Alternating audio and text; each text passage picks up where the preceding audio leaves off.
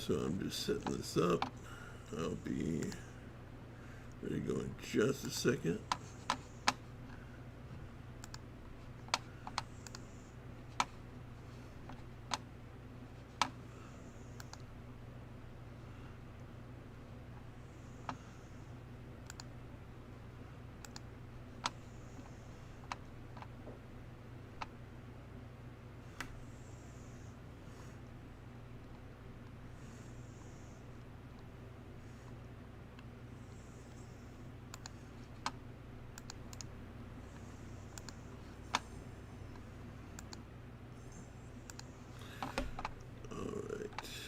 Let's start posting.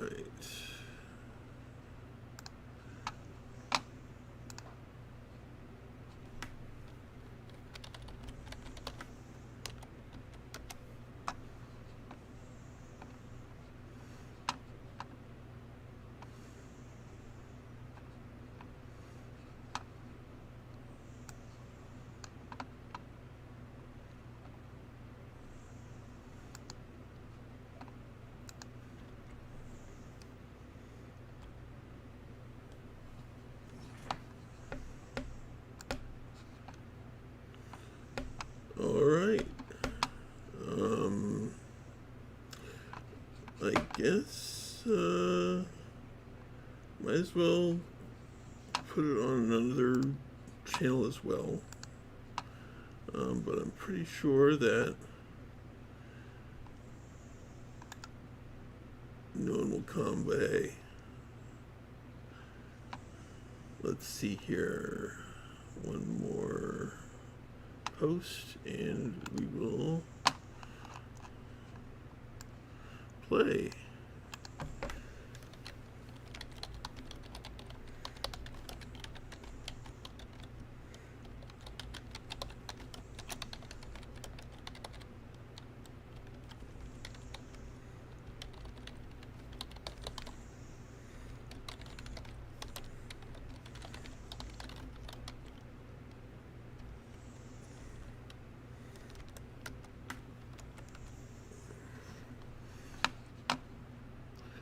Alright, so anyway, I will get started, and hopefully I will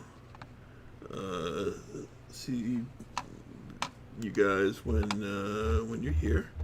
But Act 3, okay. This one is one of my favorites, and it took me quite by surprise.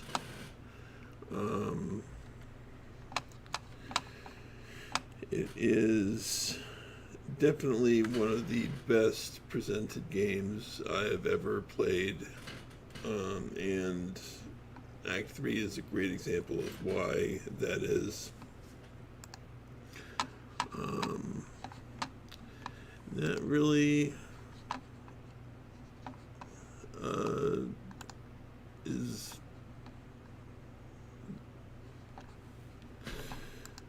it. I think maybe I should just start playing. Okay.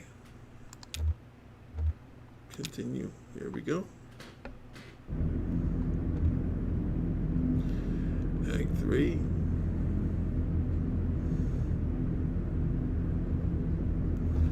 Okay.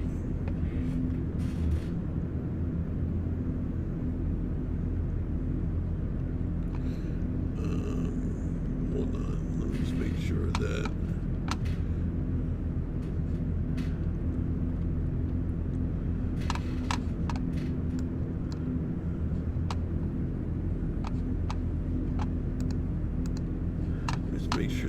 right one.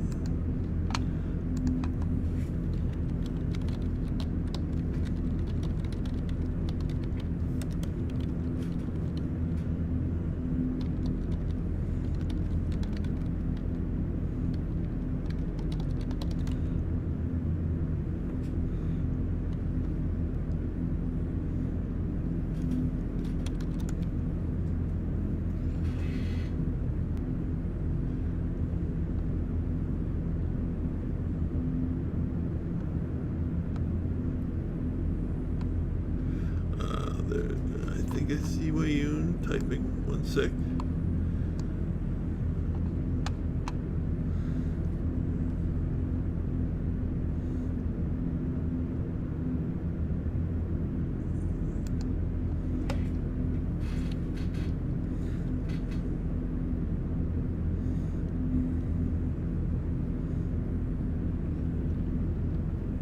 Good. Hey Wayun, how you doing? Okay.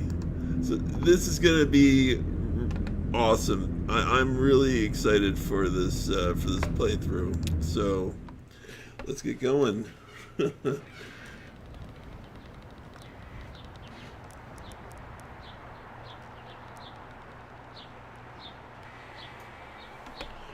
Hope you're doing well, and that your holidays were good.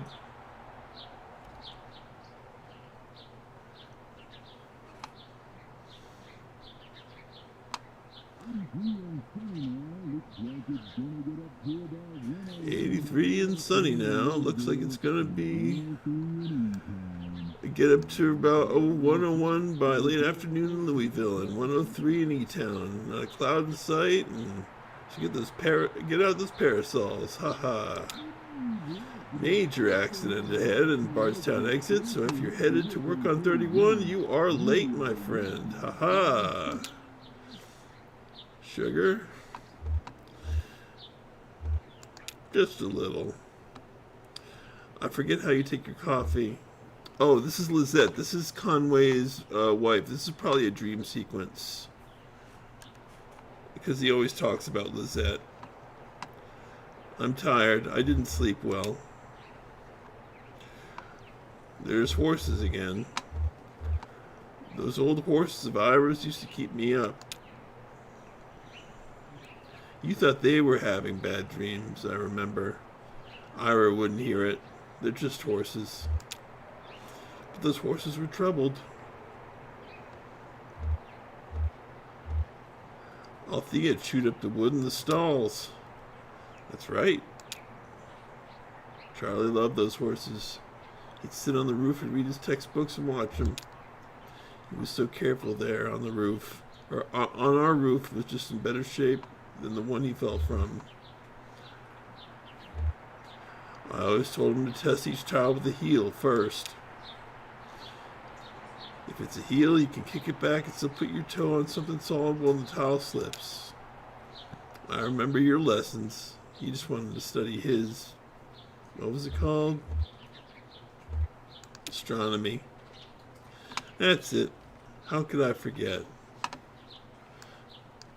I'm glad that they were good, Wayun. Mine were pretty boring, but it's okay. I like the piece. It wasn't his fault. It wasn't anyone's fault, Conway. That's what we mean when we say it's a shame. Sure. Well, we have a mail order delivery today. It might be a long drive. Hope the truck can hold up. That truck will outlive us all. I hope you're right. I'm glad you'll keep it. Ira would have wanted you to have it. It's been running since Charlie was born. Ira took me to the hospital in that truck. So did you once. When you fainted. My hero. So, long drive? They said they couldn't come in person. Maybe just a shut-in. I don't recognize the address. The order is all... Oh, this is probably the flashback to when he had to find 5 Dogwood Drive. I'm sure we can fill it. Guess that'll be the last. Guess it will be. The last ad of Lisette's Antiques. The... what's the word? Finale. Maybe. No, that's not the word. I just need to think a bit. More coffee or something. Or I've had too much.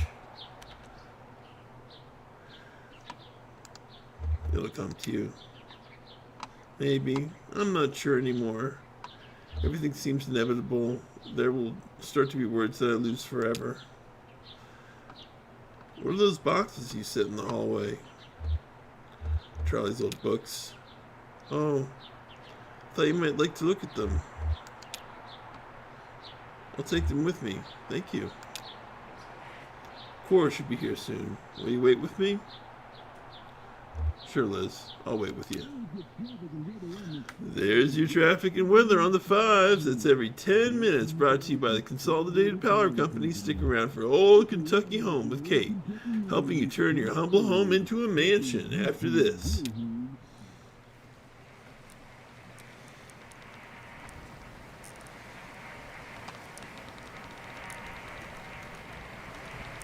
That's pretty nice.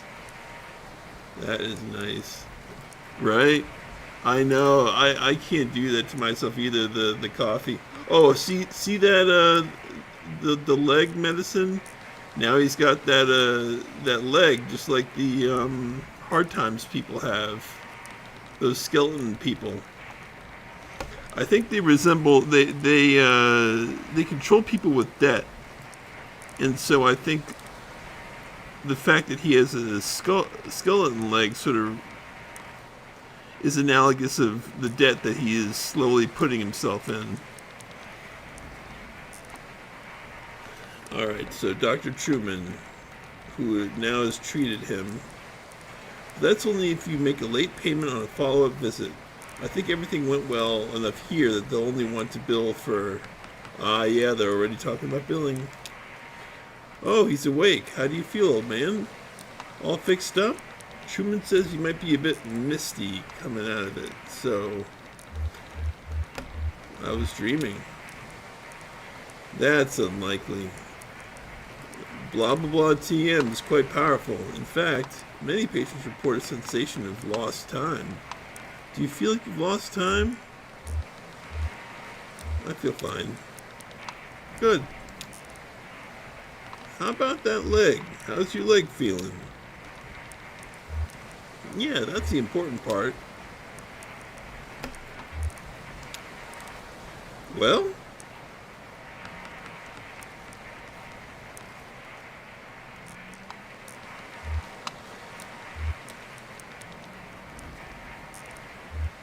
Seems better, but it wasn't worth it. Come on, of course it was worth it. You've got work to do, right? Your delivery. Your thoughts and feelings are probably still a bit nebulous. From the blah. TM. That's totally normal. It'll pass. I wouldn't recommend driving, at least for another hour or two regardless. I'll just stare remotely at my leg. Let's talk about a few things you should be aware of. Recovery, rehabilitation, and side effects. Well, I should have plenty of resting time coming up soon.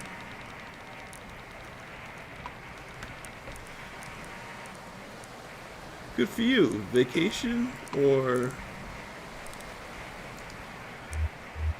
more like unemployment? Well, at your age, I want to be clear. You should expect lingering effects of the injury for more or less the rest of your life. Don't immerse it fully in water. Avoid extremes of temperature. I'd stay away from dusty roads and mountain lions as much as possible. Mountain lions? Good advice in any context. Best thing you can do is keep it clean and free of debris. How often do I clean it? I'd say about once a month.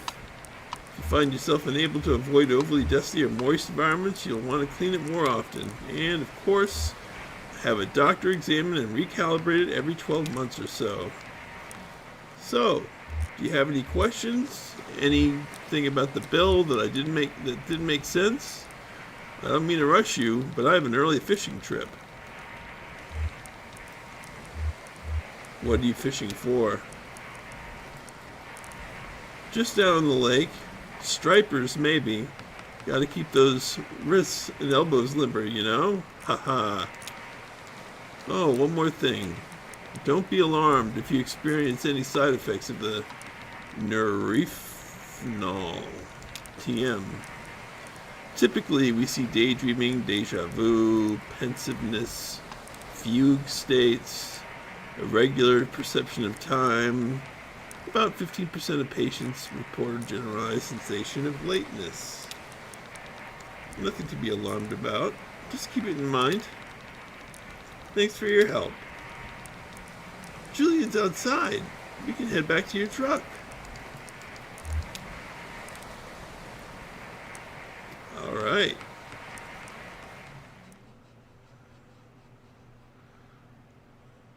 There we go. Okay, I think now we get to meet our new people. No? Museum of Dwellings?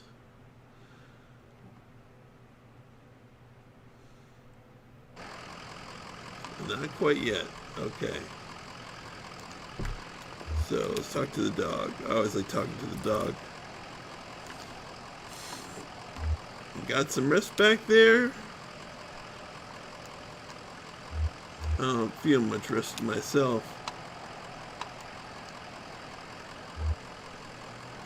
We'll get a break. Maybe tomorrow, huh?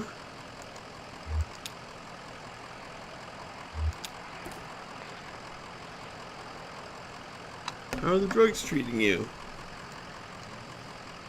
Street lights seem a bit brighter. Oh, like trails and tracers? Something like that. My mom used to get that. She had migraines. My folks had a peculiar relationship with medicine. We almost never had a regular doctor or health insurance or anything like that. Our immigration stuff was a mess for most of my childhood. So we only qualified for state programs in small patches before something or other would get contested. And we learned just to pile on dentist appointments and stuff in those short windows. If a cut got infected or her migraines were too much to handle, the pill came with gossipy anecdotal warnings and superstitions. Ever run into any problems? Sure, yeah. Stuff would be expired, mislabeled. Mom was allergic to penicillin, as it turned out. That was scary. And one time, in high school, Weaver got those pills to help her focus. She was so smart, but always going off in different directions. Mind racing, like 5 conversations going on in her head at once, and you're lucky if even one of them is someone in the room. You know. So she had those pills, and they seemed to help. I was struggling in school too, failing my history class. She offered me to share the pills. Did it help? At first, yeah, it helped a lot. I had a kind presence and clarity of purpose that I never really had otherwise. I didn't want to stop taking them. One day I was sitting on my bed, my notebook was open next to me on top of the textbook, and I was holding a pen in my hand. I remember this moment from several years before. It came up so suddenly with such precision that I couldn't put it out of my mind. I felt I had to stay with it until I'd recalled the whole thing perfectly. It was just a tiny, nothing moment. My mom patching up the side of a bird cage, winding up some spare wire around the frame to reinforce it. I was fixated on that image and the sound. The cage kind of bending and twanging as she worked on it, rapping and nodding, scraping copper against pate like bowing a rubber violin with a railroad tie. My parents came back from a triple shift, jeez, and found me still sitting there on the edge of the bed, pen in hand, delirious with thirst, patching that third bird cage with the 1,000-yard stare. Well, that does not sound good. Alright, well, let's use the truck. So, what's the plan? I could use a bite to eat. Okay, you've been on the road a while. Well, there's an online convenience store not too far from here. Is that okay? Sounds good to me. Alright. Awesome. Yeah, places to go.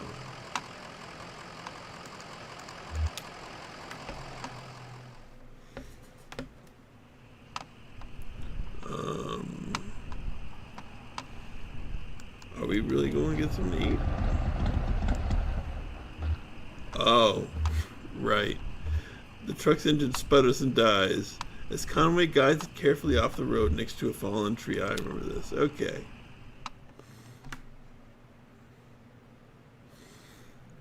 Act 3, Scene 2.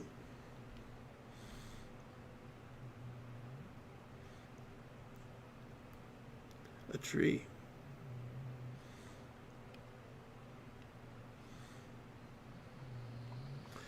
Alright. Wow. So beautiful. It's just even a dead tree and some tangled highway wires. And this isn't even the beautiful part yet. Nothing to be done. Just won't start up again. Damn, you had this truck long? I bought it used a ways back. I wonder how old it was then. Do you... Wait, is this why you always leave your truck running? Just superstitious. Right. Any other quirks I should know about? Seat belts. I guess there's always two sides. Anyway, do you know this area? Anyone around here that could give us a hand? I drove past here yesterday.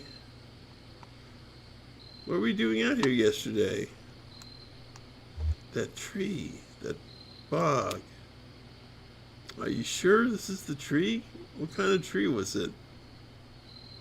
More of a shrub. A willow. I guess that could be a willow.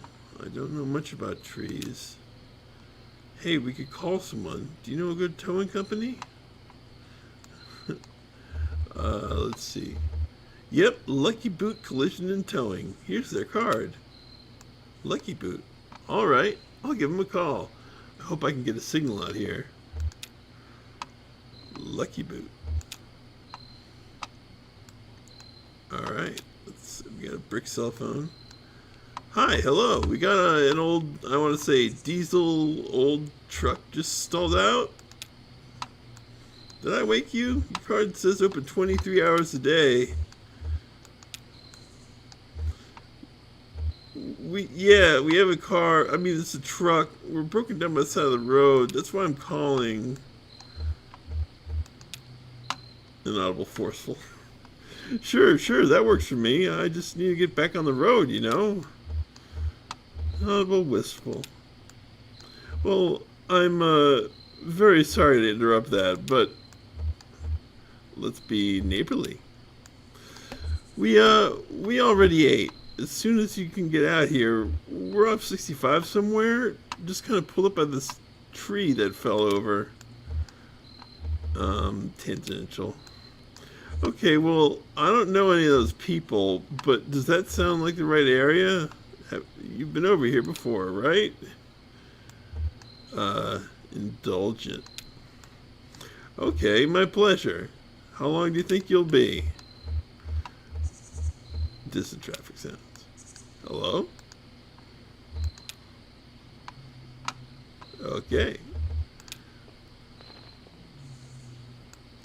I think they're on their way. Guess we'll have some time to kill.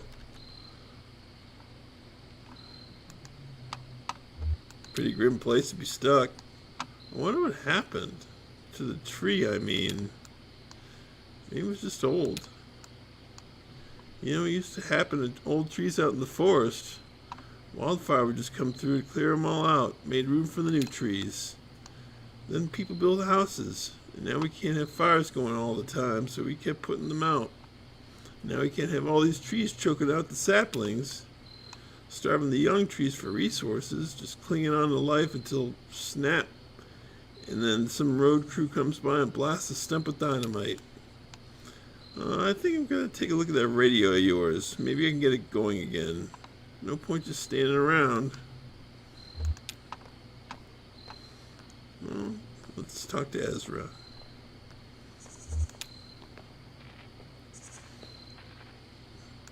Are you bored?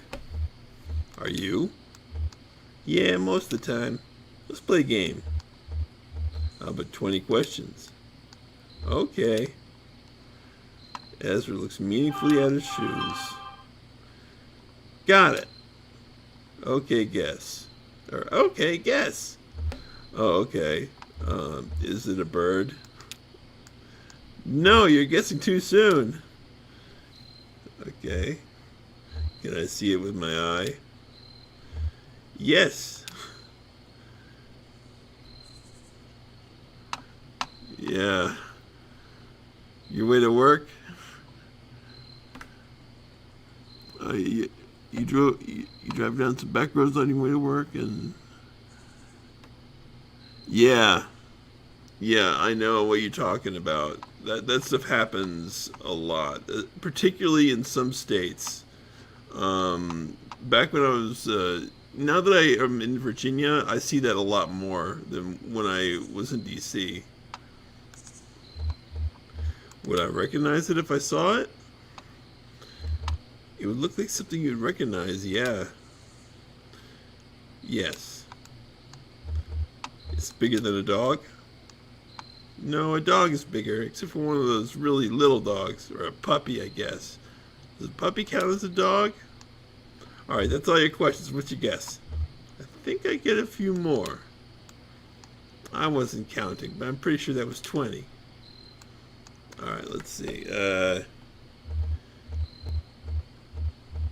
Is it a nest? Yeah, a pretty small nest. Like made for a small bird. It's empty and it's nighttime. It just rained. It fell out of a tree and now we're putting it back together. Then we'll take it apart again. I was all ready for those questions. Alright. So, let's talk to the dog. I wish Julian wasn't so busy right now. Or I wish Julian wasn't so busy right now. I guess it's not so bad. Julian's like you. He doesn't talk much. Guess he likes the dog. I always used to think Conway was the main character, but then I realized that he's not. You know, so many people talk in this game.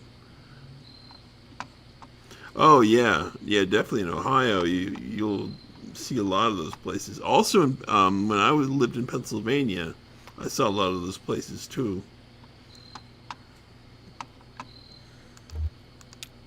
How's it looking? The leads are badly corroded, but I'm making progress. That's what I like working on electronics. It gets easier as you go on. For me, it's just the opposite. Almost there. Alright. I think... I like how the dog's wearing a cowboy hat. Oh, wait. Yeah, alright. It's my favorite people. We got Junebug and her partner. They're a robotic band. Alright, Sky. This is on getting near that part I was talking about. Where are we staying tonight? I'll figure something out. Yeah, I know you will. Maybe it'd be nice to stay outside one of those nights. Power down just enough to rest. And keep an eye on the stars. Be there when the birds wake up. Junebug is my favorite character, or one of my favorite characters in this game. She's like a robot rock star.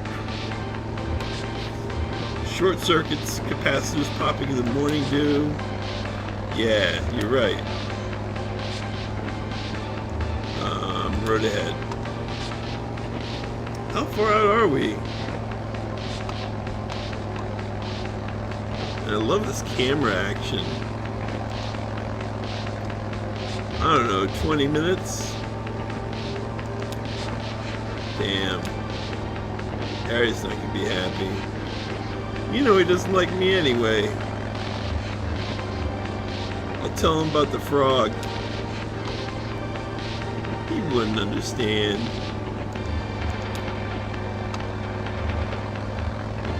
Let's talk to Johnny. La la la. More than all silver and gold of this earth. You should have been a poet. I'll leave poetry to the professionals. What's on your mind, Cricket? Oh, I don't know. Just looking at the stars. Hope we get there soon. Never been this late. They love their 80s synth rock. Keep on dreaming and I'll keep on driving. Okay, thank you, ma'am.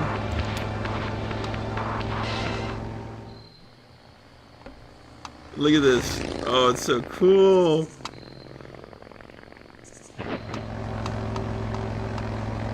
Look at, I love how they just cut to that. Alright. Break this. They look like they could use some help. You gonna fix it up for them, Johnny? Oh, I don't know. I wrench from a cattle prod. Thought maybe you get us up some good Samaritan. Alright, we'll help them. You're the best. And hey, maybe if they're not busy, they can fill some seats at the gig. You know, if no one's there, Harry will try and bilk us on our fee. So you remember in the interlude, they were complaining about how late Junebug and Johnny were. I don't know if you remember that, Wei-Yun, but that was the case. I know it can be hard to decipher what's going on in those in the dialogue sometimes.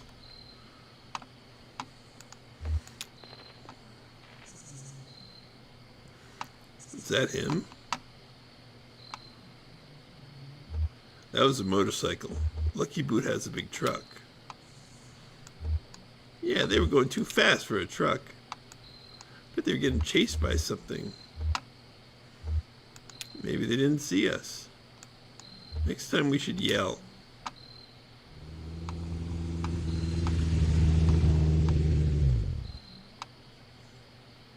I believe there's a way we don't have to stop for them.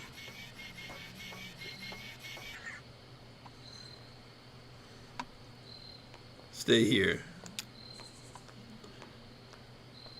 Careful.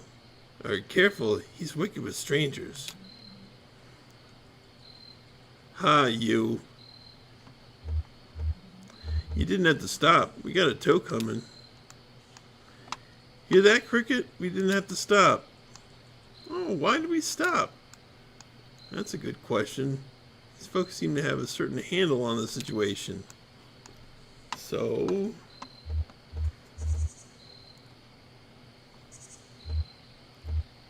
Oh, we thought you were stopping to help. Sure, something like that. Listen, we got two questions for you folks. What kind of people do you take us for? I mean, how do we strike you? I'm going to say probably from space. Probably from space.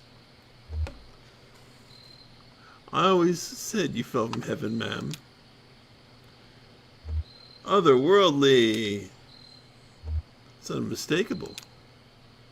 Here's another question for you. Do you like music? Do you like music? I don't like music, but I do like sounds. Of course you do. Say, they should come to our gig. What an idea. Well, we're waiting on a tow. A tow. I wouldn't hear about it. This time of night, you'll be kicking your heels till dawn. We'll fix your truck right up. Me and Johnny are a couple of regular gearheads. Why, I just put a new cylinder block on in this baby over here. The Weird Vector. That's what we call our bike. We call it the Weird Vector.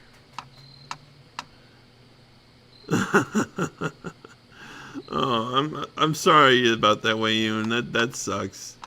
I know how that's like, man. I really do. Being sleep deprived is bad. But I'm glad you're along for the ride.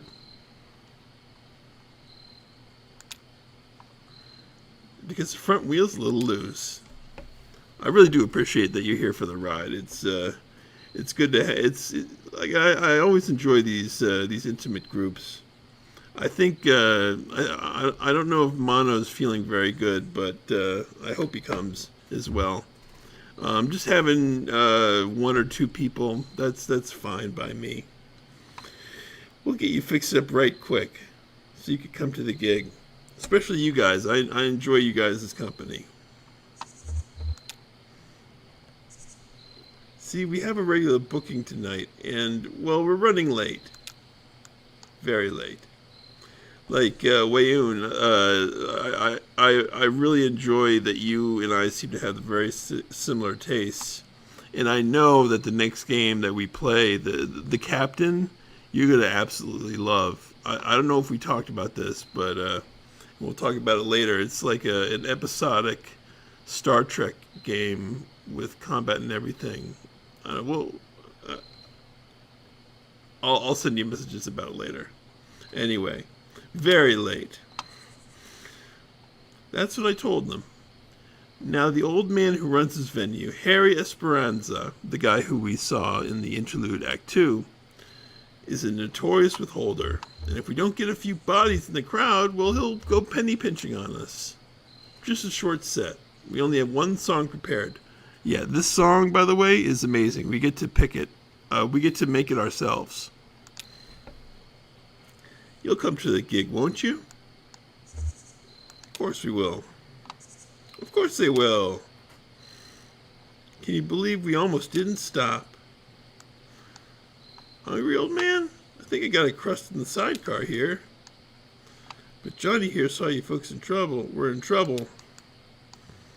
Well, it's all said and done. We stopped. That's all that matters. Our gig's at an old tavern called the Lower Depths. It's over there by Old Charlie Moran Highway, just east of 65.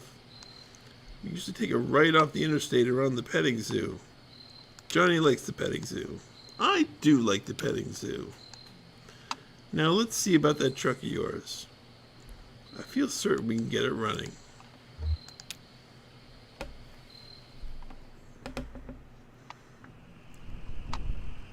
Alright, so now I think we're going to Harry's place. I'm sure that this part will interest you very much, Wayun. Let's see. Hold on a sec. The Lower Depths, over by Charlie Moran Highway, just east of 65. Take a right off 65 around the petting zoo. Okay. Alright, so 65. Petting zoo. Petting zoo. Come on. Where's the petting zoo? Equus Oils.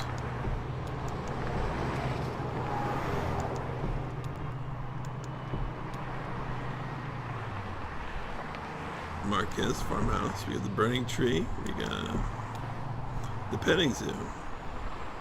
So that's the petting zoo. We go right here. Whoa, whoa, whoa. They're going there. Okay. Alright, we're coming. There we go. Okay, this is my favorite part of the game. Scene 3, yeah. The Lower Depths.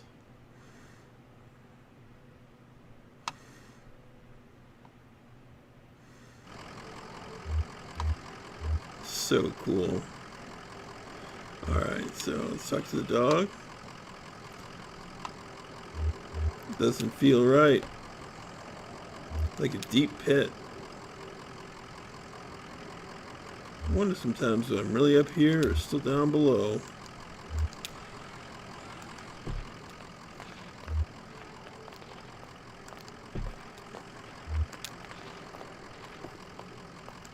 Kind of late. Sure they're open? Sure they're open. It's one of those places. Let's head on in. I love these like squares, these diamonds.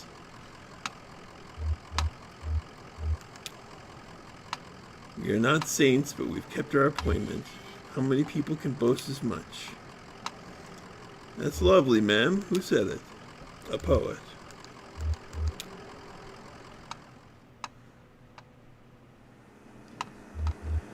Alright. Junebug the robot. Ma'am, I hate to say it, but the cupboard is bare. Have some visit, Cricket. We've got 1, 2, 4 patrons. Harry doesn't count. Well, we've done more with less. What kind of music do you play? It's like Serrano Cole meets Ike Towner, but with a woman lead, and the keyboards are kind of ambient whisper wave. A little bit more reverb. There's some Dolly Crown in there too, like the early stuff before she joined the Sheet Swingers. Bit of drum programming though. Whisper wave, got it. I think he gets it, ma'am. Oh, he gets it. Alright, let's hike on in here. Let's ramble on in. A rough brick in between 2 pieces of stale bread sits in the center of the table, surrounded by a ring of undisturbed dust.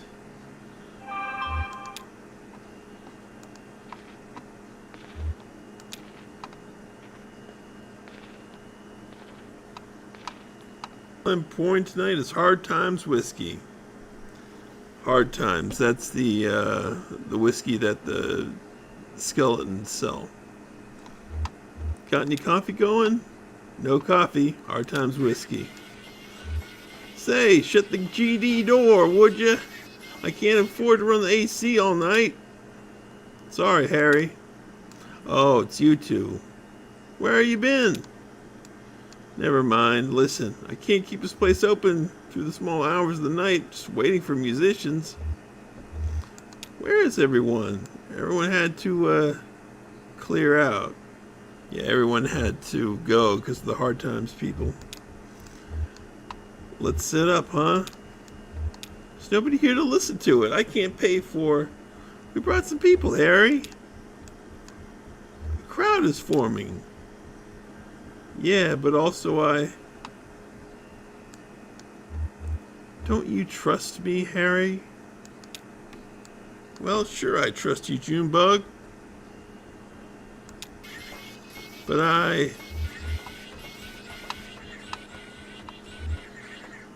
Oh, they're getting ready for it. They're getting ready for the scene.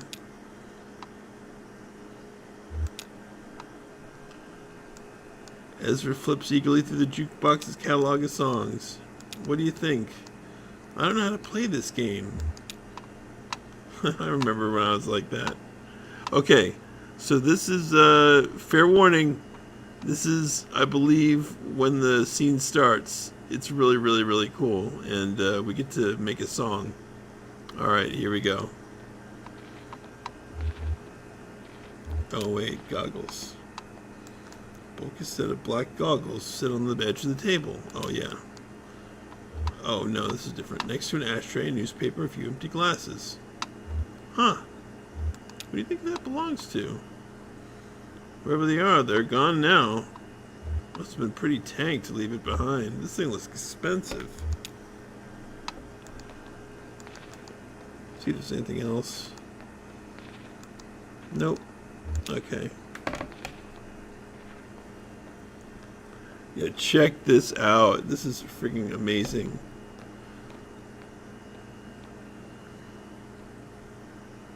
How's it looking out there? How y'all feeling tonight? Yep. Oh, Wayne, you're gonna love this. You're gonna really love this. Can we get a little bit more reverb in the monitors? Harry addressed the soundboard behind the bar. How's that? Test, test, 1, 1, 1, 3, 50, lamentation, lamentation. Sounds good. How's everybody doing? Anybody had a real bad night? How about you, old man? Not too bad. Well, we'll take care of that right now. This is a song I heard in a tavern many years ago at an open mic night. Me and Johnny were out just riding around, you know. You like to drive around, old man? That's my job. That, of course you do. So we're out riding around and we passed this gaudy old tavern. I mean, it was a real dive. Busted up facade, weeds out in the parking lot, taps all dry, bats in the bar room, and run by this creaky bag of bones. Looked like the only thing keeping him awake was the fear of death. So glad to be back here at the lower depths. Hey now. So we stopped for an early drink and there was a lady singing right here on stage. And the song she sang, well, it stuck with us. And now it's a regular part of our repertoire. Never got that lady's name, but she seemed like a sweet gal and she had a voice like Scotch whiskey. We just hope we do her song justice. So here it is. Too Late to Love You. Here we go.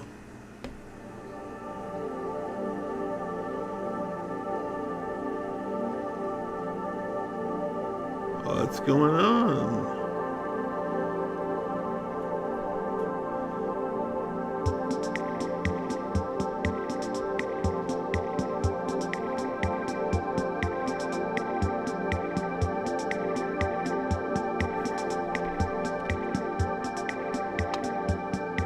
Hey, Crusoe. I know, right? This is the greatest scene ever.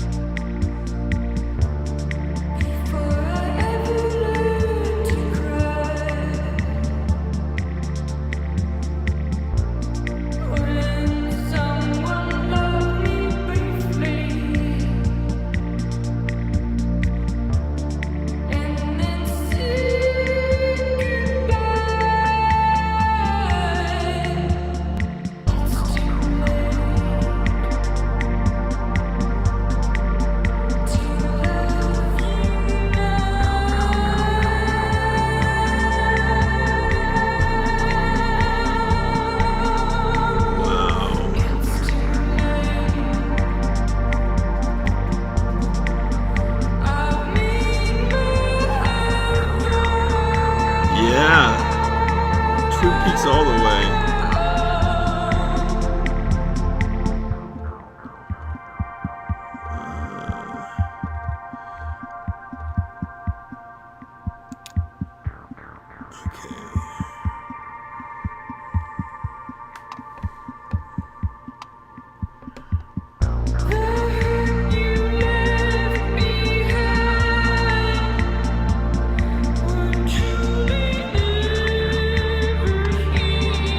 Love the sky.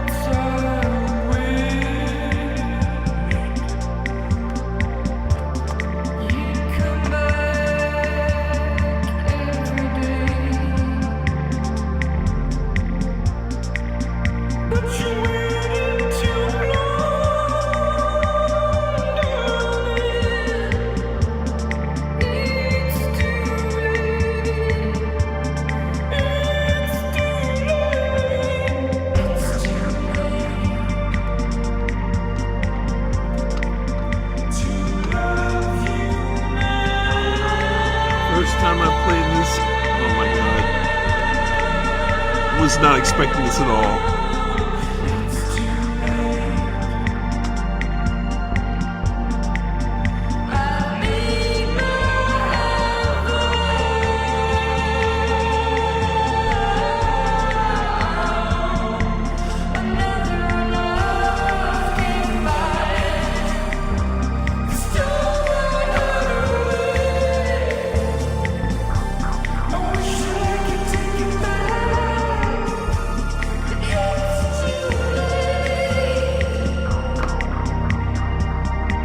This part,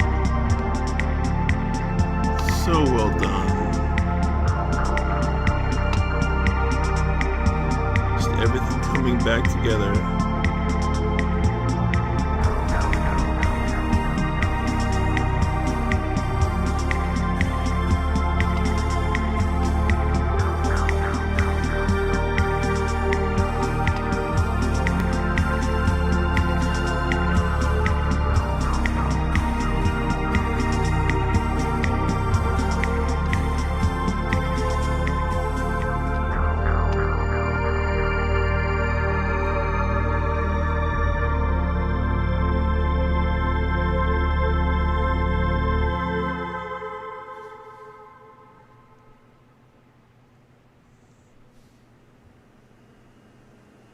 Yeah. When I first played that, I was speechless. I had absolutely seen nothing like that before. And I just have to say, I never get tired of seeing it. So beautiful. This is sky and everything. Alright. Anyway, well, let's talk to Junebug. She deserves a clap. Well, I hope you liked it. Kind of sad, isn't it? Kind of. Listen, we appreciate you folks sticking around for the show. There's nothing more wretched than playing sad songs to an empty room. We've just got to get our fee from Harry, then we'll get you headed to the, Zero.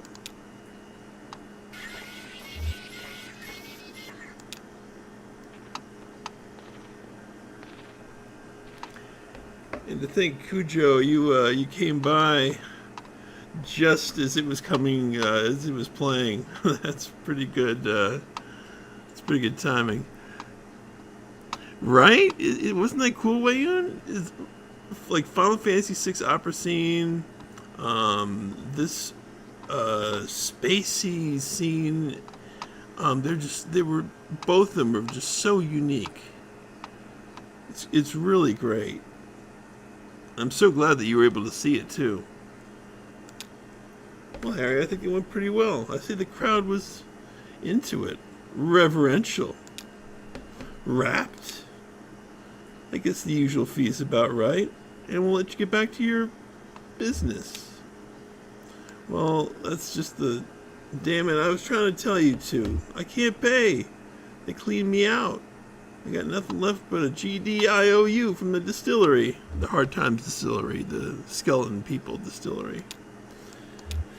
An IOU.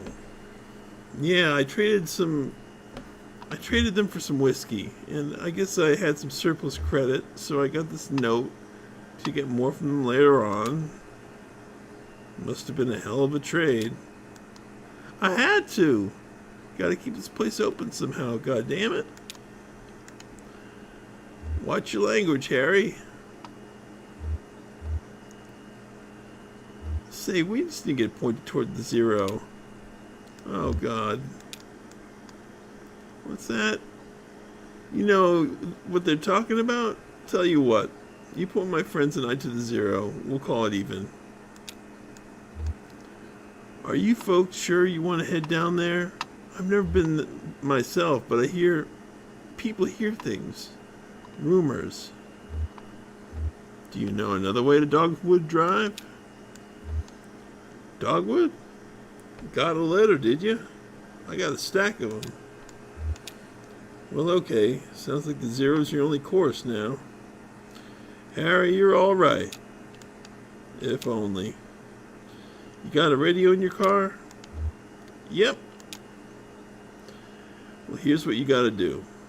Take a left out of the parking lot and just fiddle around on your dial until you hear something familiar, but I mean familiar but strange. You know the feeling? Like, I used to go hunt with my uncle out in the mountains, and now I watch these nature programs. They're filmed in the mountains, and there's the deer. And I know all the plants and every kind of tree, but something just doesn't look right. And it's even stranger for being so close to familiar. Something like that. You'll know it when you hear it. Fix that strange but familiar station on your dial, drive for a bit, then turn around when the station cuts out. I mean right then. Hope you folks find what you're looking for eventually. Always a pleasure, Harry. Is it? All right.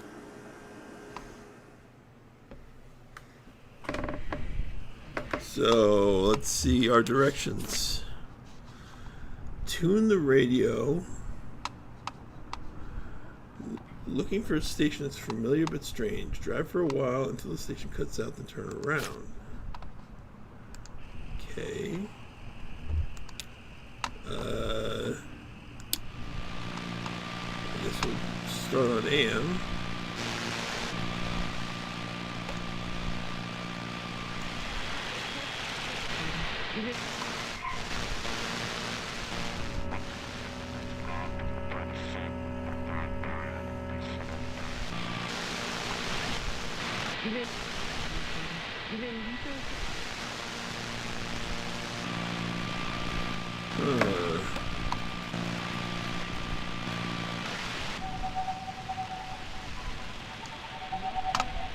This station doesn't quite match that bartender's description. Definitely weird though. Let's keep scanning. He said we'd know when we heard it. Okay, well let's scan.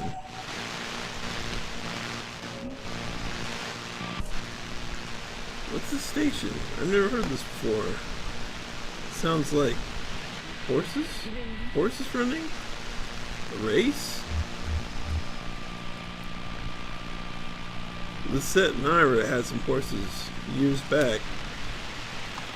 Yeah, I've always been a little afraid of them. They're so big and, I don't know, you look in their eyes and they're almost human. Like they're human and animal at the same time, since they've been domesticated so long, I guess. Well, that fits familiar but strange for me. Harry says we'll just drive until it cuts out. Alright. Whoa. What we got here? I'm telling you, with this horse imagery, always.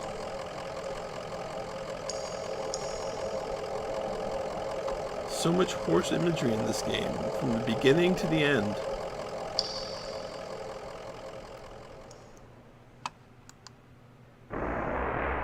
Alright, so we got the horses.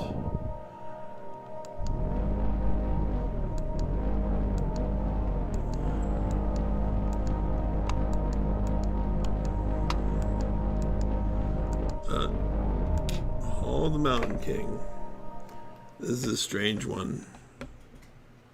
This is a very strange one. A computer that's powered by moss. I think that's this is the section with that.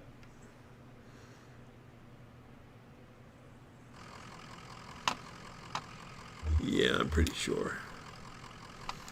The bridge ends abruptly, crumbling in disrepair.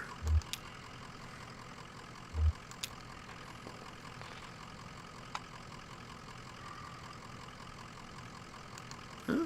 Come on, doggy. What do you suppose happened here? Sold and rotted, maybe?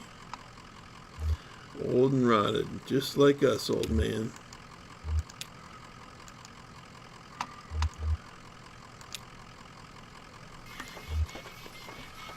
Time to cut him loose, ma'am. Well, now I'm having fun. Ha, okay. Slow night anyway. Let's go to the boardwalk.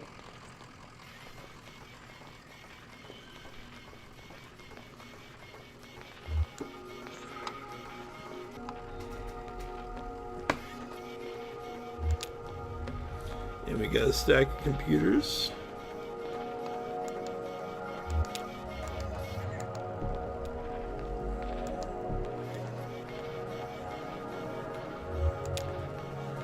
And we got a crate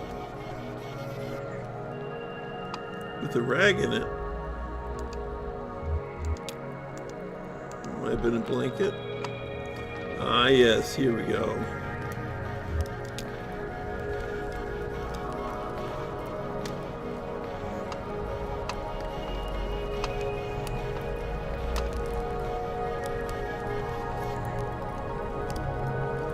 Alright, we got a backpack and a fire.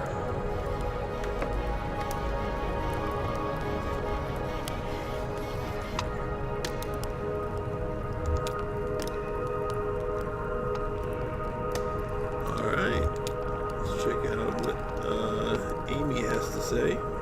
Strange that we know her name already. Oh, it's triangles within triangles down here. Yeah, tell me about it. Shifting, intersecting, overlaying. Isn't it romantic? Let's see. You're here to steal the love of a boy you once knew, when you were too young to recognize the movements of the heart. And you're escorting her, pretending to have her interest at heart, while really you're in love with the young woman as well. And so you've agreed to help him conspire to win her affections. But it's just a ploy to set him up for embarrassment, to diminish him out of the picture. I'm into it. Well, maybe I still have the knack. I used to be really good at this. I had 11 novels published. From The Billionaire's Bidding to The Fields of Longing. Real hot, bodice-ripping stuff, you know? I miss those days in my Lexington studio apartment. Just me and my thesaurus steaming up the windows. Shannon Dasmer. I'm not sure you should be listening to this kid. I'm not listening. But of course it couldn't last. You know, suddenly it was all computers everywhere you went. I thought I might be able to do something with that. Inject a little libido into these ugly beige boxes. Ha! So I went back to the university and I studied human-computer interaction. Then I picked up Donald's research assistantship here as a tester, debugging. In my off hours, I played around with a doomed love story at the core of the little simulation. That seemed to amuse Donald, so I kept at it. I'm afraid I tinkered too much, made it too complex. Now our work is never done. You don't even have to add any new functionality. The bugs just grow on their own. Too complex. I miss those days in my Lexington studio apartment. I'm sure she does. A woman in a tattered cardigan looks furtively at the other people around in the fire. Ah, old man.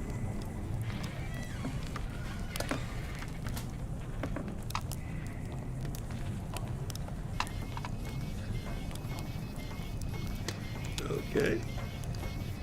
Where the gold green river runs through the hills and caves not known to us, down at that sunless sea. Oh, who are you? Sorry, did we startle you? I might say you did, though you might be one of them. Oh no, you can't be. I think they're talking about the hard times people. We've been patching up all their spy holes. We keep the lights dim and the motors running softly, and we route the smoke out through. That is, what were we talking about? We're a bit lost, actually. You came from the road, the zero. No, you should stay off that road. Not safe. Bizarre topology. You'll never get anywhere. It just brings you right back here. What are you working on? Looks pretty vintage. It looks like a harmless old computer, doesn't it?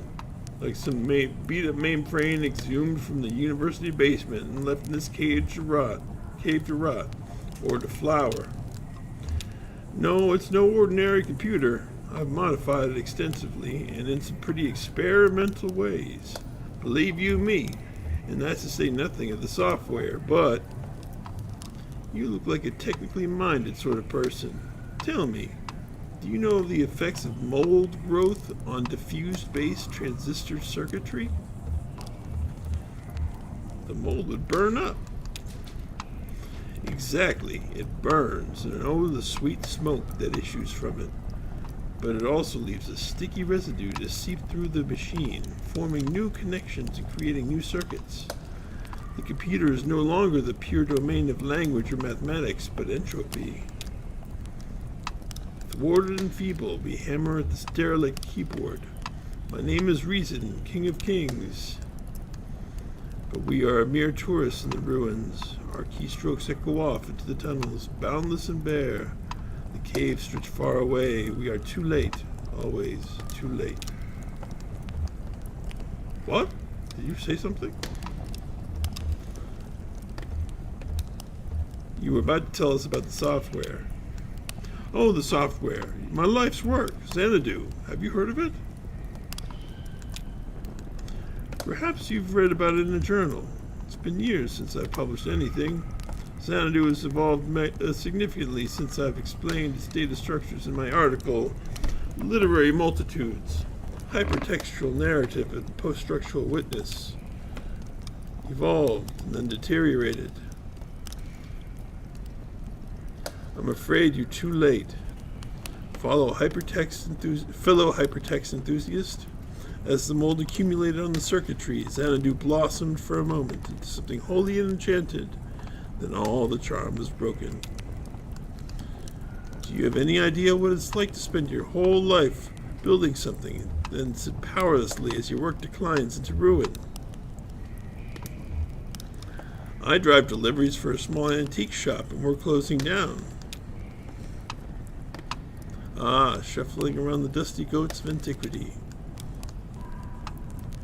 Well, I have my own ghosts, and I keep them in there, in Xanadu. It's running on that glorious dusty machine. Take a look if you'd like. Too late to do anything but smoke and reminisce anyway. Far too late to do anything. Alright. And now we got another worker.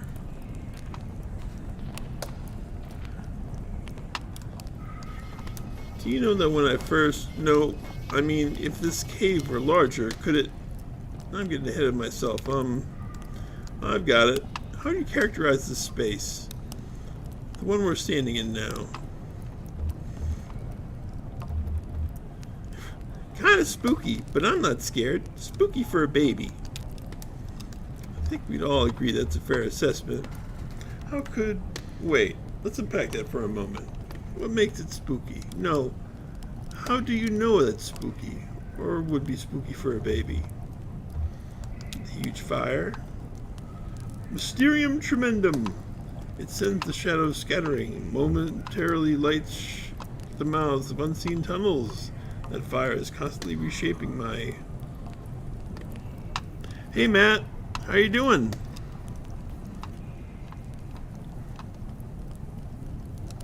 This is welcome to this game. This is you missed a really good scene.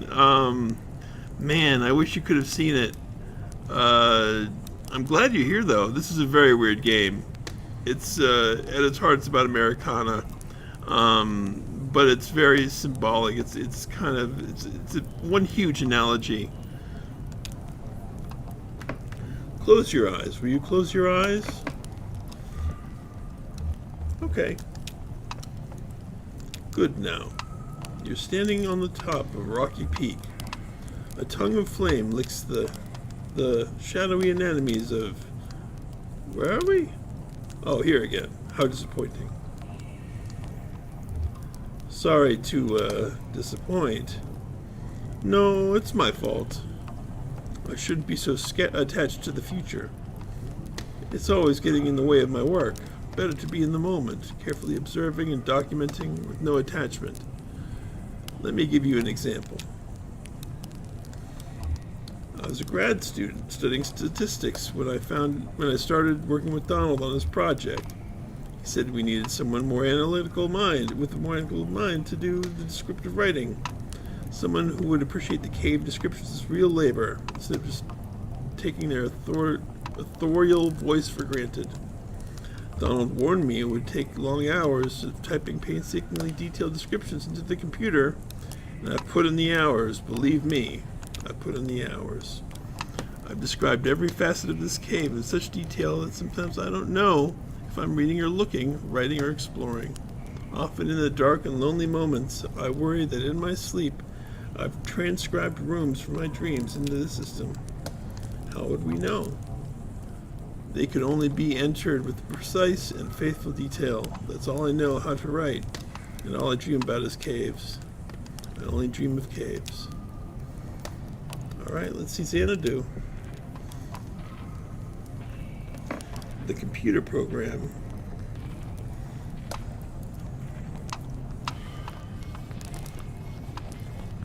It's going pretty well, Matt. I had a little boring holiday, but that's pretty good to have some peace, you know.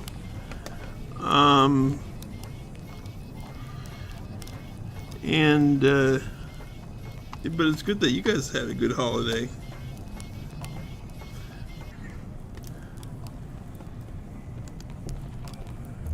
And Roberta, we got another person. I know that if you want to see an interesting scene, Matt, once I've completed this this broadcast, definitely check the segment where there's a segment where you actually make a song, and it's really quite cool.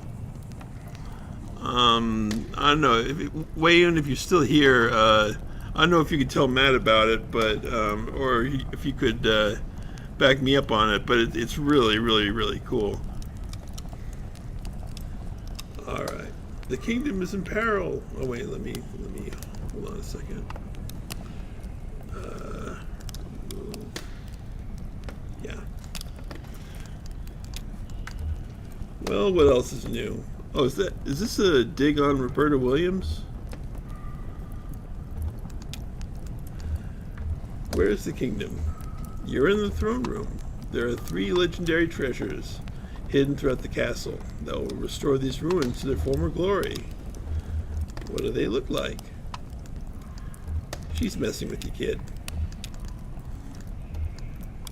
Enchanted jewelry, talismans, a magic mirror. Yeah, this is definitely Roberta Williams. That prevents the future. A magic shield that protects the bearer from age. A magic chest that's always filled with. I never went to the university. I was an independent scholar. It means I took to the public libraries like a beachcomber. I studied fairy tales. And then I came to work for Donald. I paid the bills, rubbed leathering elbows with academics, scraped black mold from cave walls. Finally, now I carry the firewood into the senescence. The kingdom is in peril. Alright, let's go to Xanadu. Xanadu.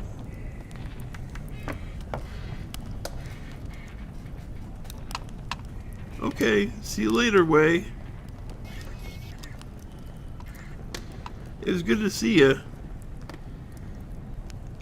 How do you think we get it started? This whole thing? Maybe there's a hand crank around. Oh, it has a run key.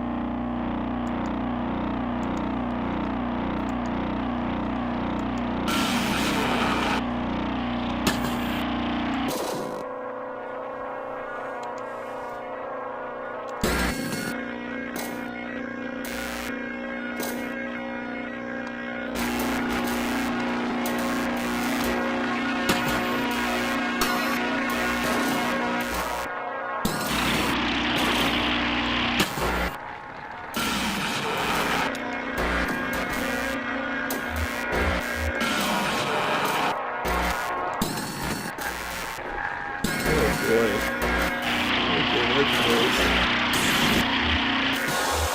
It's a house. Type house.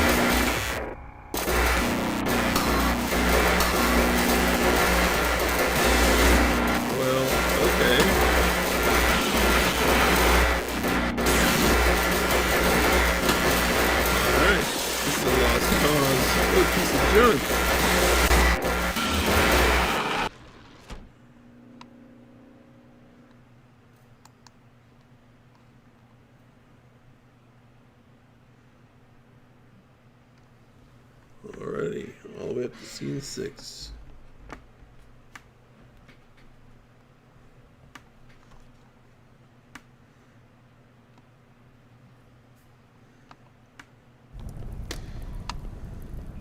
Bizarre. What was that about Lula? Maybe Donald knows how to clear it up a bit.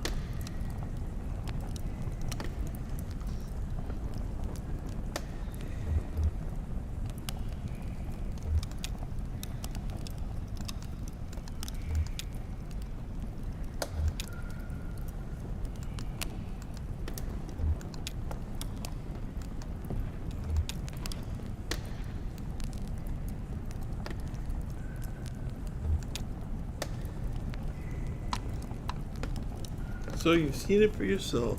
What's left of it? Is that the end? The chunky bones of a beautiful dream. But you can see what it once was, can't you? Can't you? There was so much more to it. Ornate labyrinths of memory, exhaustively simulated parallel cave ecosystems, real artificial intelligence built on sophisticated neural network algorithms. The birds in the forest could flock in 3 dimensions. The bats could learn to sing. And then it began to crumble when the strangers came. At first we only heard them, walking heavily through the caves, dragging things around, hammering and clattering their tools.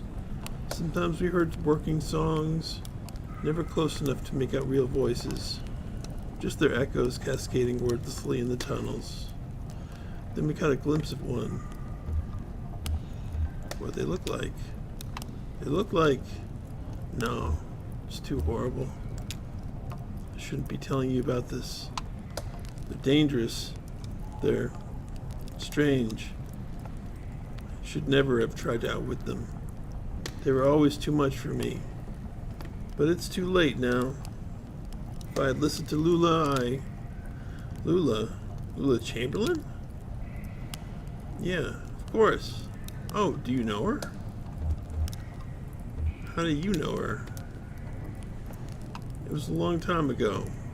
All this, you see. Just look at it.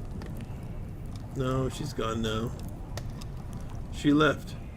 We built this together. Did you know? Lula, Joseph, and I. Lula's gone from here, but still in there, in Xanadu. I don't know where Lula is now, or how to get there from here, or how to unwind that damn tangled highway. But Xanadu, before its ruin, was faultless as an oracle, a shrine to perfect simulation.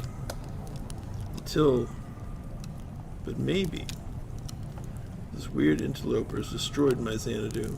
Perhaps they know how to fix it. It may be dangerous. I've spent many eager seconds to negotiate with them, to repair my masterpiece. Back there, that tunnel, push back the vines, crawl out into the darkness. Watch your step. After a while, you'll feel the terrain change beneath your hands and knees from rock to crystal, and then to mud. Then you'll be out. That's where the strangers come from.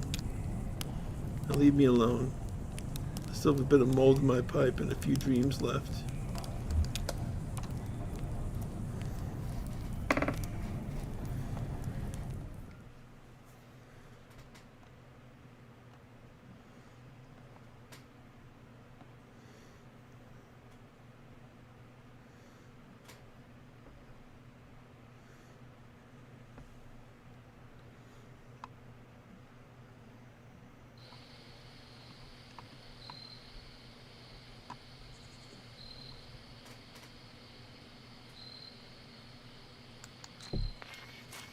Wow.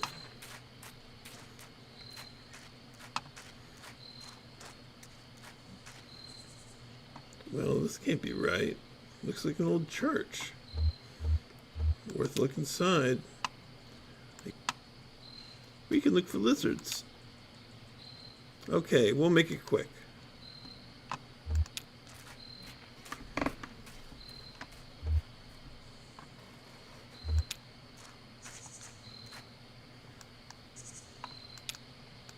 Michael Palin, generous disposition will be missed.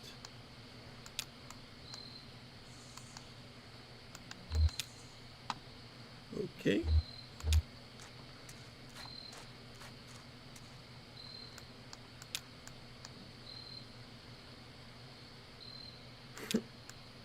Okay. I think that I don't have to read these. Feel free to pause the screen if you want to read them.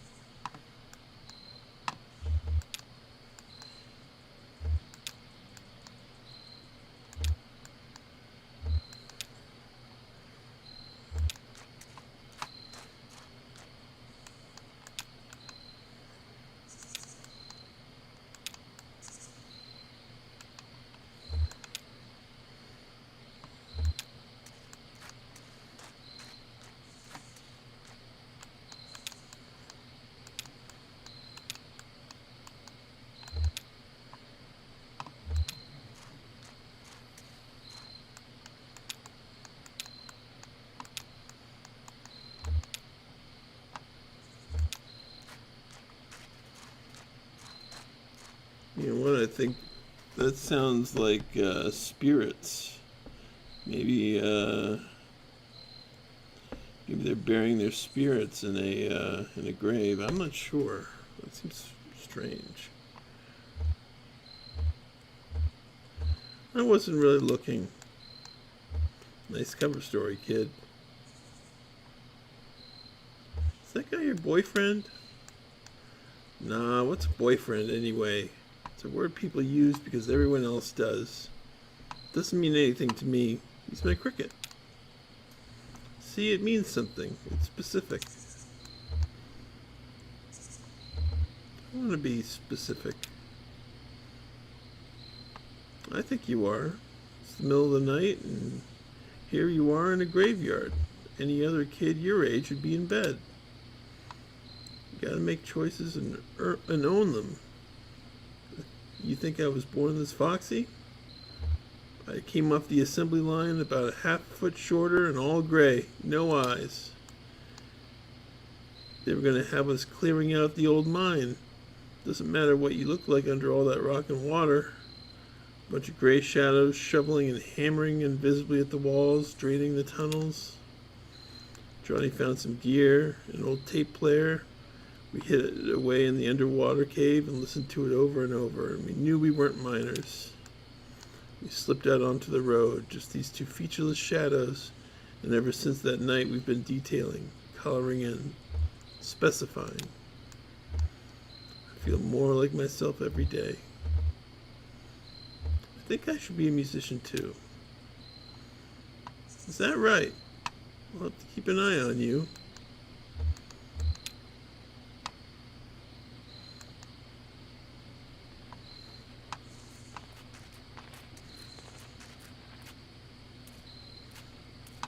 There you are. What'd you find in there? It wasn't... Hey, what's going on? You look flushed, old man. It doesn't matter. Right, okay, we got what we need. Let's go.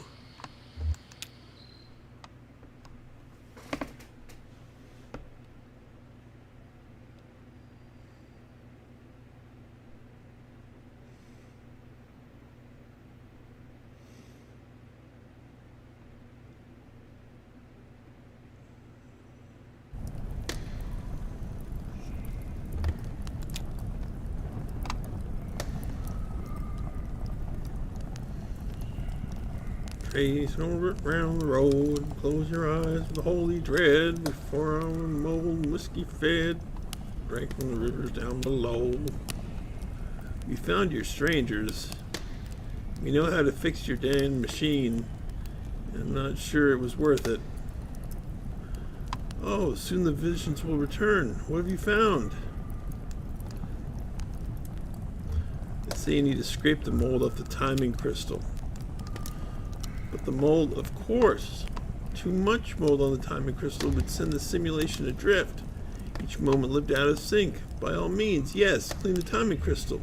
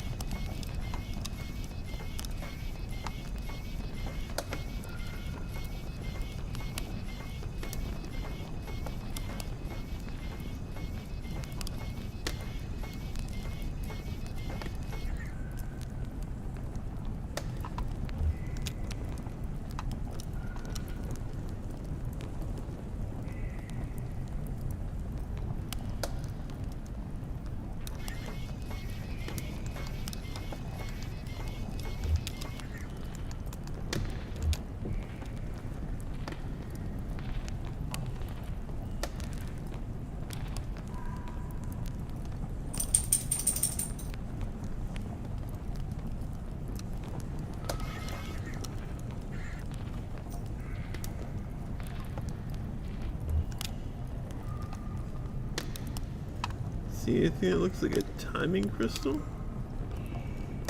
Yeah, right here behind the control panel. It's filthy. Right, supposed to scrape off this black moldy stuff. Weird. Just following instructions. Here we go.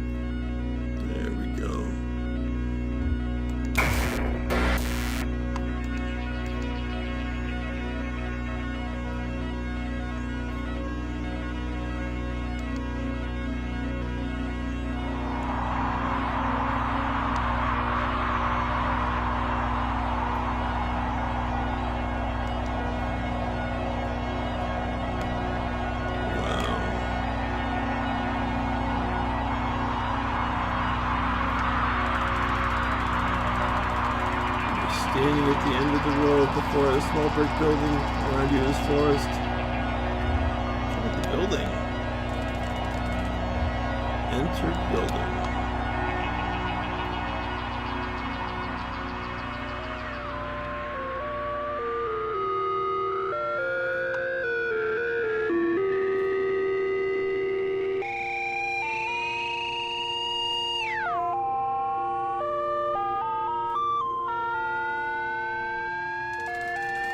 You are inside a building, a storage shed for the National Park Service. There is a sensible modern electric lantern nearby. Get the lantern. Get lantern. Taken. Exit building. Enter forest. That's not something you can enter. This type of direction. North.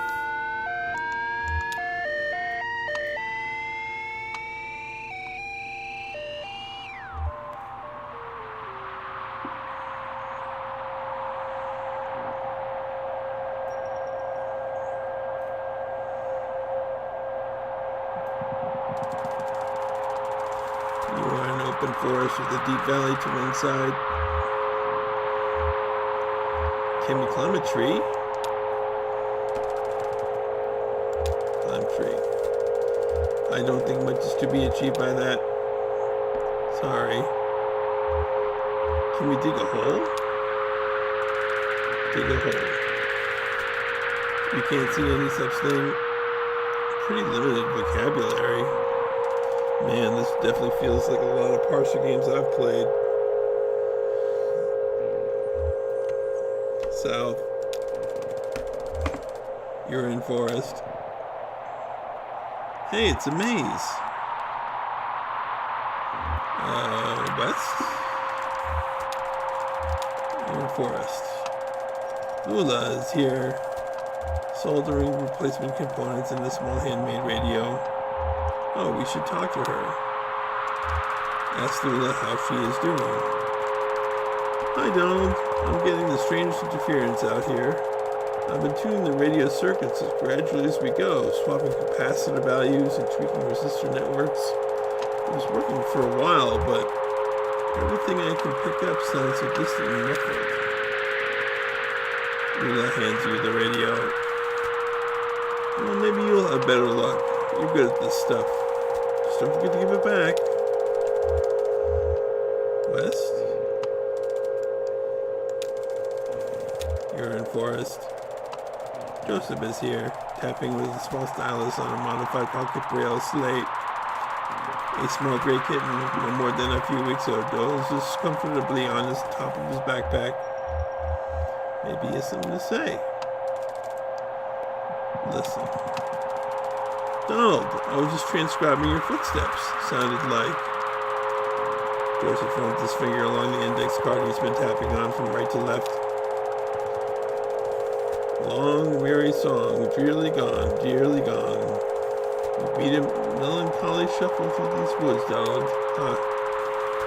I've been noting down the sounds of the forest with an ear for speech and an inborn filter for poetry, I suppose. So maybe it's me being melancholy after all. I'm eager to see what the poetic subsystem makes of these punch cards. West.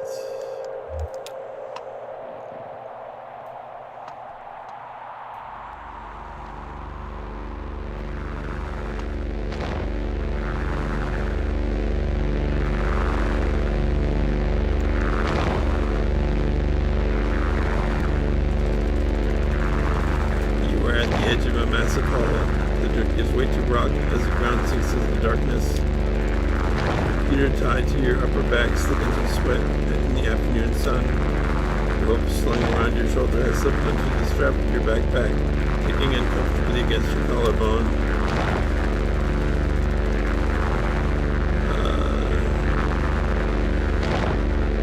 Shine the lamp into the hole. Light lamp. The lamp is now on. Shine the lamp in the hole. The lamp light only reaches a few yards down the hole. The rock is coated in a slimy black mold. You can tell that the walls are too stiff to climb safely without assistance.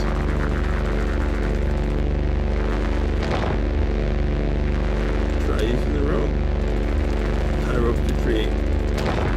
Rope is tied so to a tree trunk. Down. Feet slip a few times on the slimy rock, but you remain stable.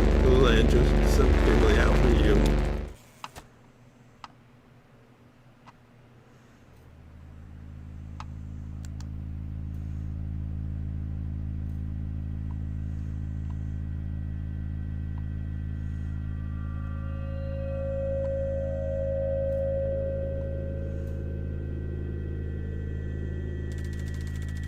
You're in Bud Quilt, a long east-west passage with holes everywhere. Oh, whoops, that was human sounding. Joseph and Lula remove the computer equipment they are carrying on their backs and begin setting up. That's the last trip, so everyone's down here now. Set up the gear. Set up gear. I only understood you as far as wanting to set the up above. Set the up above. Lula looks pensive. What's the gear they're carrying? Ask Lula about gear. Sure, Donald. We may as well take inventory. I've got the tape machine and the synthesizer parts we borrowed from the School of Music. It's all tuned up to my voice, so we don't have to type so much. Joseph has his slate, and the punch cards is transcribed from the poems we read him. He's got the typewriter and the paper tape recorder. And you've got the CRT display. How's your back holding up? Ask where the treasure is. Ask Lula where the treasure is. Ha! If we knew that, we wouldn't have to sit up down here. I know you think this environment will help our project, get us in touch with a deep romantic reverence for some kind of profound natural spookiness, but I was more comfortable in our lab. The university picked the worst time to cut our funding. Typical institutional stinginess in academic politics. I mean, I felt like we were getting really close to something. Anyway, I don't know if it's sustainable down here, you know, to live and work here together. Joseph looks uncomfortable. Jealous. Hey Donald, can you help me wire up these generators? I'll assemble the synthesizer, but I could use some help with the serial interface if you have time. You hear an unfamiliar echo from a tunnel to the east. Maybe if we help Lula, she'll have more to tell us. Help Lula. Thanks, Donald. I can never remember which color lead goes to which pin.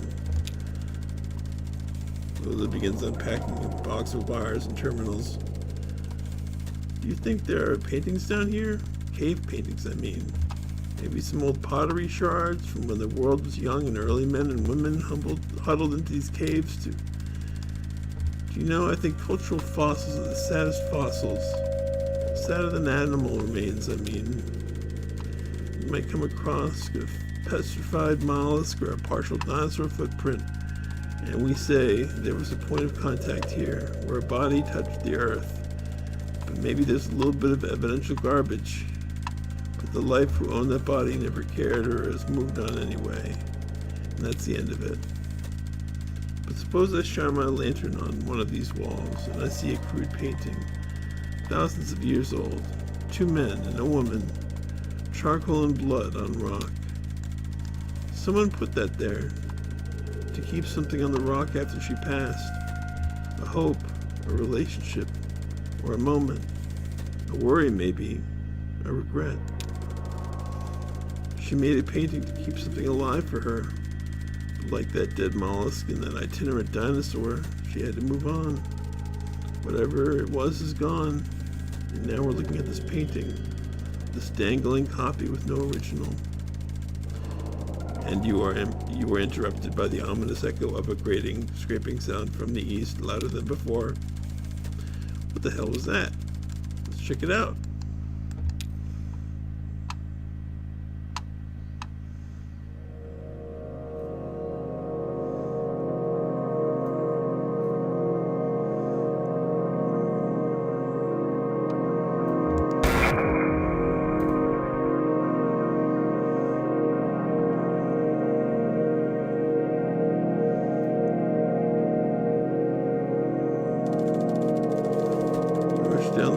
with Joseph and Lula close behind. That got kind of intense back there. No wonder they're still thinking about it. The tunnel narrows, and you find yourself crawling on your hands and knees. Navigating the tunnel becomes more awkward. The smooth rock gives way to jagged crystalline surfaces. Scratches and taps echo from the end of the tunnel, some short and piercing, some slower groaning as if dampened by water. The tunnel opens into a large room.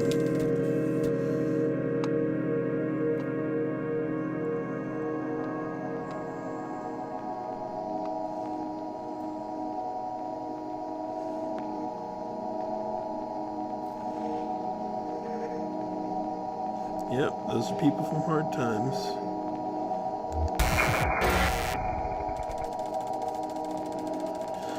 You are in a large irregular chamber. The walls, floor, and ceiling are covered with crystalline projections. Strangers are here, scraping black mold from crystals. They look up when you enter. One of them seems about to speak. Finally. Better run.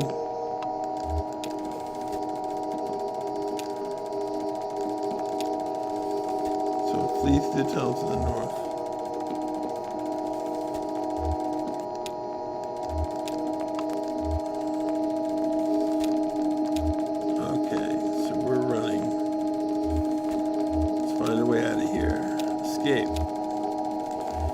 For escape. Okay. Maybe they forgot about us. Alright.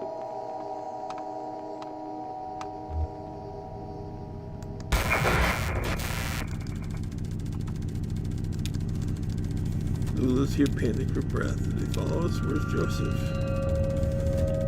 This is like Blair Witch now. Search for him. Search. Okay. Down one of the tunnel. Search tunnel. There's the equipment. Alright. That damn sound. Those damn voices. Okay, so we found them.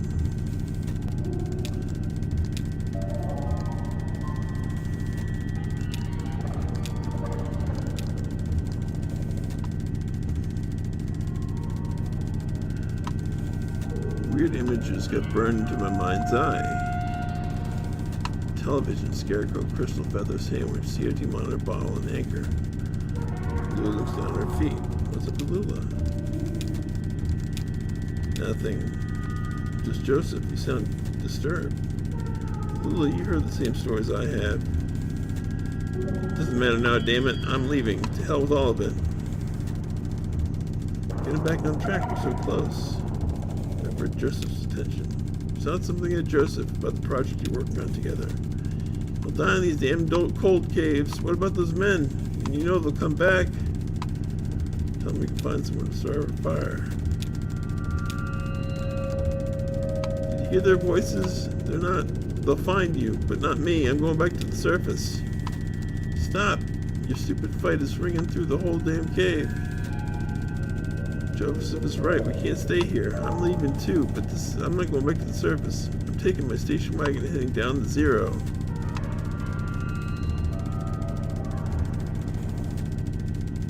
Whoa, don't let her leave us here. I'll send you this tape when I'm done recording. I'll put it in the mail, and you can see what your damn machine does with it. Alright, they two have left. They're spooked by the Hard Times people. Abandoned by your collaborators, your confidants, your companions. You're the only colleagues with whom you've ever trusted the gift of your friendship. Pretty thick. Sounds like Beardo had his heart broken. You wander the tunnels alone, dragging along the components of your unrealized masterpiece, combing the underground passages for a new site in which you realize your vision. Sounds like a genius. How do you mean?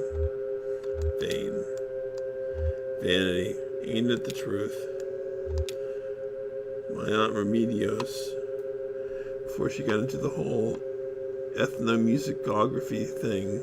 Well, she was a painter, mostly nudes and oil. She had this model. I'll never forget him. Big, classically physical guy. Looked like he was about to storm Troy. He made everyone call him the Colonel. Weaver and I saw this guy naked a lot. You couldn't help it. He was always posing somewhere in the house, chasing the light from room to room, while Anfromedios made a sketch of his profile and worked on the right mix of pigments for his abdomen. The Colonel had this magnificent hair, long black hair that ran down to just the bottom of his shoulder blades. One evening, he was standing next to an open window in the back of the house. The sun was setting. Early spring, I think. It was kind of windy. What? Aunt Remedios was trying to get his hair right. She kept arranging it, like half in front and half behind, running over his shoulder and laying across his chest in a very specific way. But it itched him or something, and he'd do this weird, indignant shuffle thing. Or the wind from the open window would push it around, or he'd start and turn his neck when Weaver and I ran by, and everything would be tangled again. And the final product was a swirl of black lines billowing around the top of his neck. Weird thing is, I don't even remember his face now. Just that black swirl. Probably the best one she ever painted.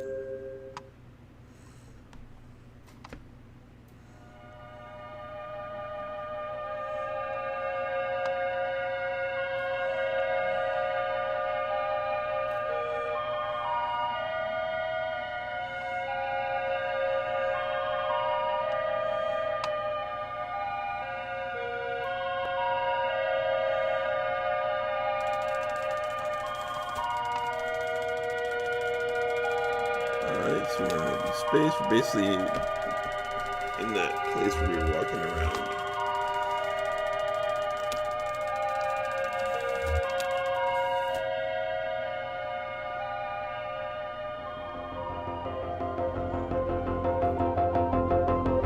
And now it's getting meta. Now's the time to continue your work. Alright. Let's hire a research assistant. Assign assistant to task. Debugging.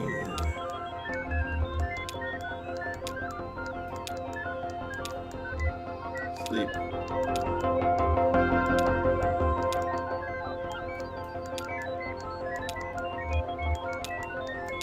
Okay, hire.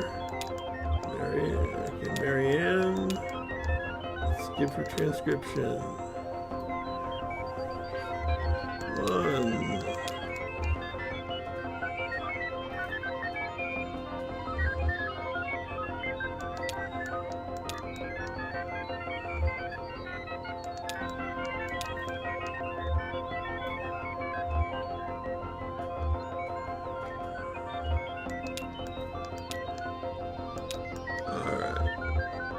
Sleep.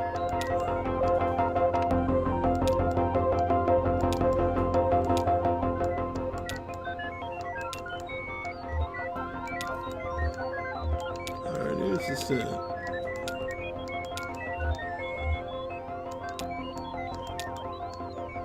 Alright, 1 debugging. 1 sign. Transcription. 1 sign. Speculation. Sleep.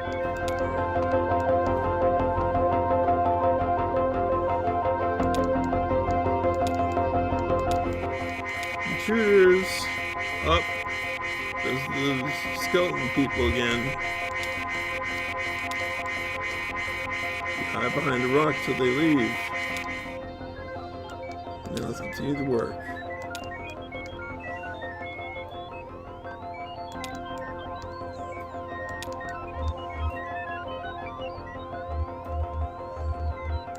Hire a new research assistant. Okay, assign now 2 to debugging.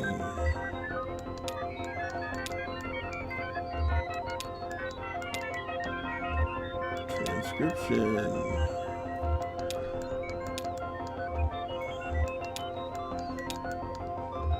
Speculation. Sleep.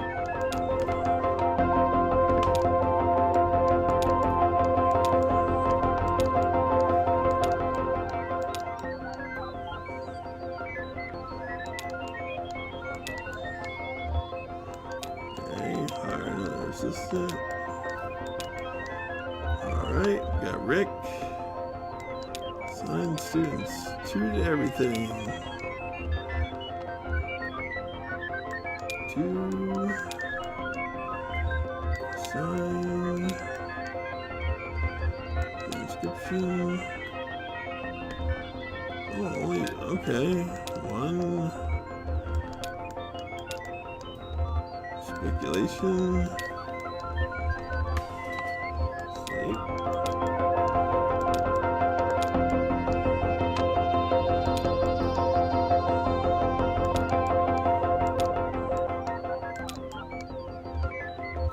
Alright, yeah. Let's start over. I want to keep playing. I want to keep getting stuff to do.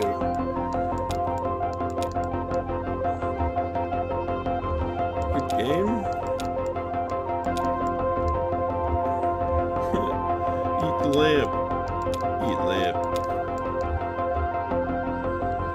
We have to wait it out. Alright, so we wait.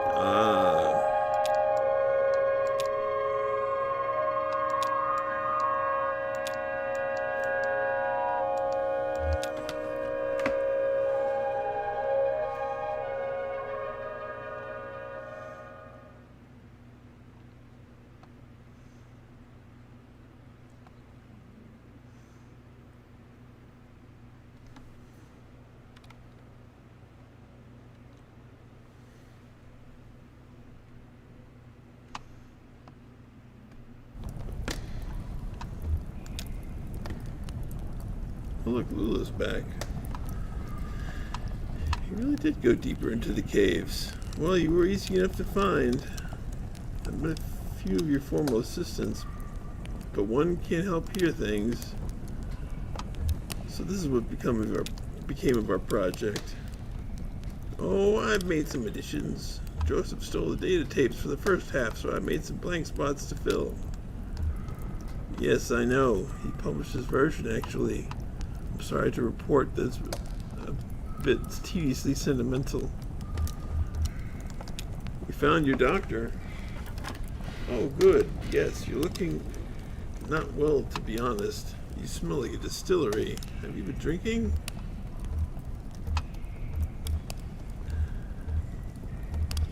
Yeah, they were in the Hard Times distillery.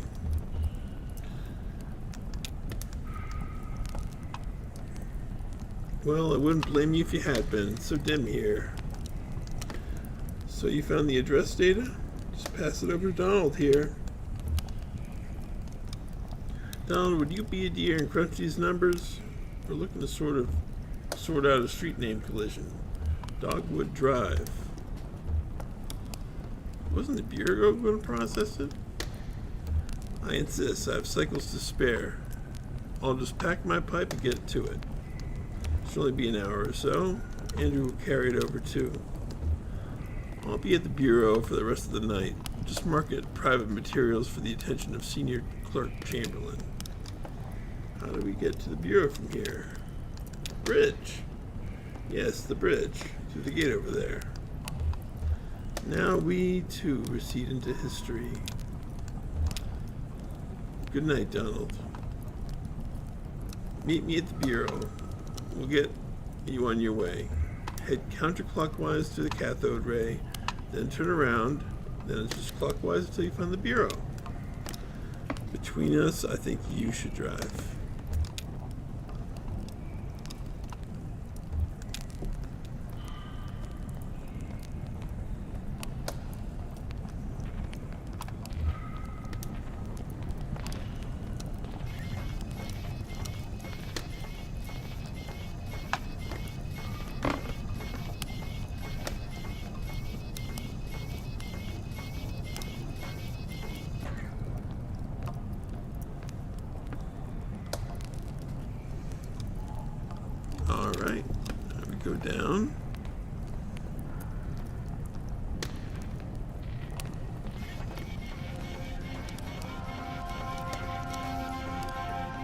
Oh, yeah, no, it's the Bedquilt Ramblers.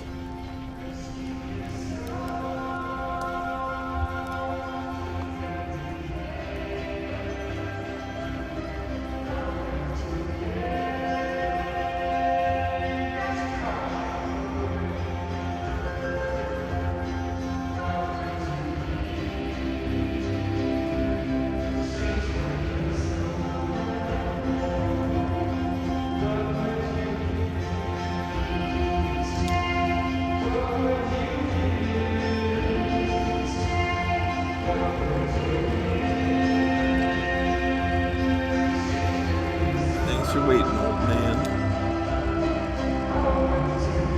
What have you been doing?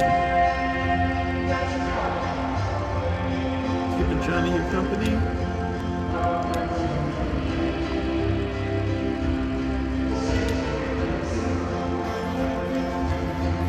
What happened up there?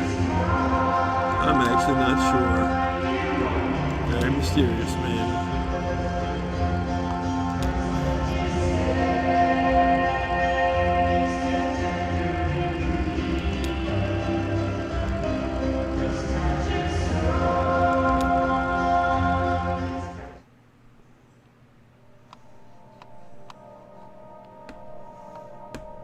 Alright, let's see. Where to go? Tune the radio. The station is familiar but strange. Drive for a while. I'm at the 0. Is that what I need to do? Well, I guess we'll see. Oh, whoops.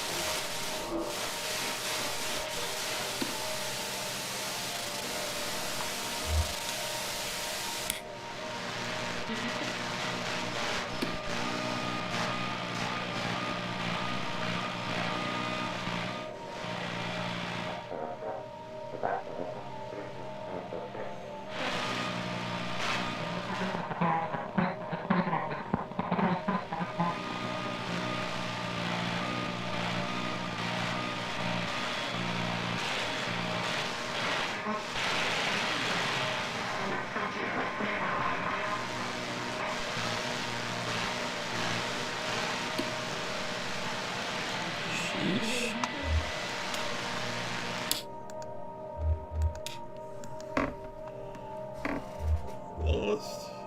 Yeah, let's let Shannon take over.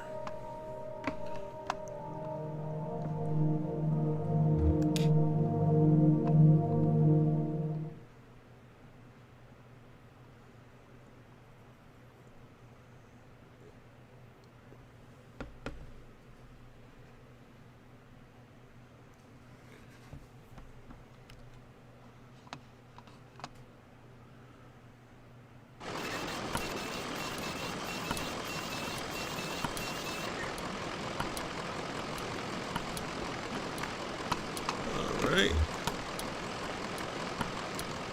Got the time, old man. I gotta get this thing fixed.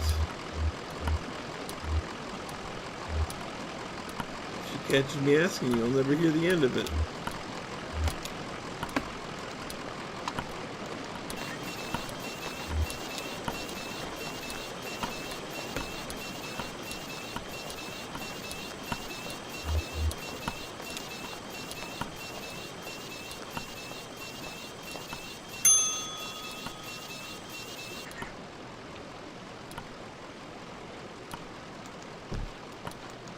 Yep. There we go.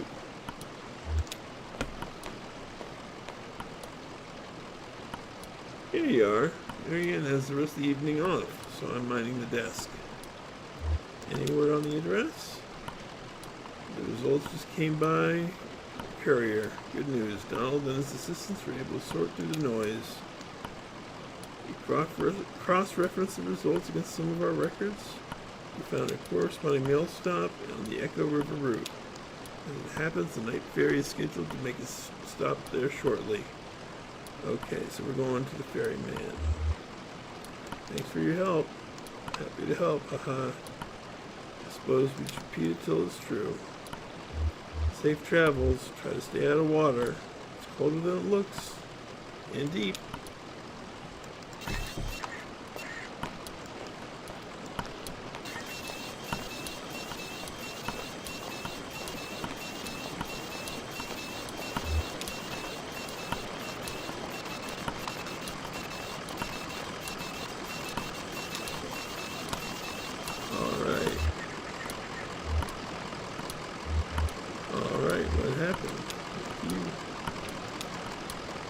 So they asked what happened while they were in the graveyard.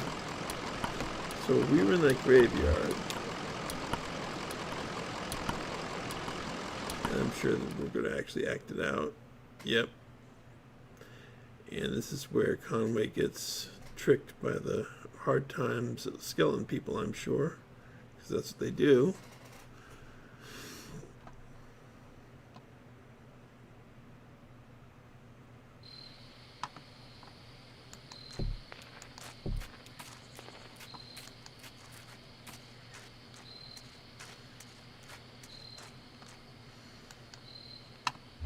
Look inside.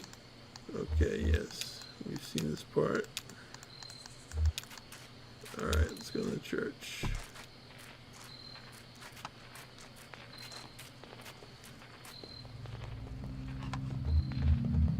And sit. It'll go down. I don't know what I expected. Strangers, he kept saying. Kind of big already, isn't it? Donald's a stranger. Hell, you and I are practically strangers. Listen, earlier, in the mine, I didn't want to talk about it, but what did you find down there? When I saw Weaver, she was on TV. I was testing a pretty simple tube repair, flipping through channels to check the saturation, and she was there. It was kind of horrible. I mean, I told you she disappeared suddenly. Ran away, but we thought, what was she doing on TV? That's the part I can't. I'd flipped past that channel a dozen times before in my tests. It was one of those public access things. Some old lady reading poetry. Then the next time I flipped to channel 2, Weaver. Burned in my vision now. She's standing in a room. The walls are a blank kind of gray. There's tape on the walls like markings. And desks. A classroom maybe? The camera's in the corner, so it's sort of this 45-degree angle into the room. And there's Weaver right in the corner of the picture. I stopped turning the dial. Hell, I think I stopped breathing. Eventually she spoke. But there was no real sound, just this awful hum. I read the closed captions. She said to go to the mine. I'd find something there. I can't remember her exact words. Whenever I try, I get distracted, fuzzy. It's so dusty in here, right? Yeah, real dusty. You'd think with all these holes in the ceiling. What the hell is that? Do you hear that? It must have been the church. What's that? Yeah, there we go.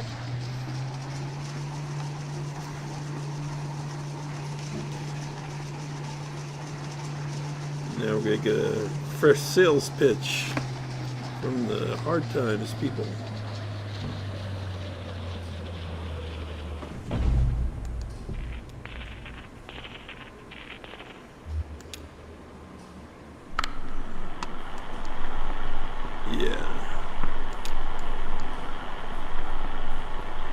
My regrets. I hope I didn't keep you waiting long. We don't seem a lot of foot traffic these days. Guess you hear about the job. I'm afraid we only have one opening at the moment. Horrible business. Actually, we're looking about some information about an old computer. Certainly, I'll tell you everything you need to know. I've only just met you, but I feel a certain place for you here. I'll just take you over to meet the dispatcher, show you the trucks, get you familiarized. We can converse as we go. What is this place? Some kind of factory? Yeah, maybe, but for what? Why hidden away like this? What's that smell? Like bread? Baking bread? Yeah, like yeast. Distillery. Please, follow me. Doo-doo-doo. Take me on a sales pitch. Doo-doo. I have to ask you to sit up here in a moment. This is for your safety and adjust your outfits a bit. Doo-doo. Okay.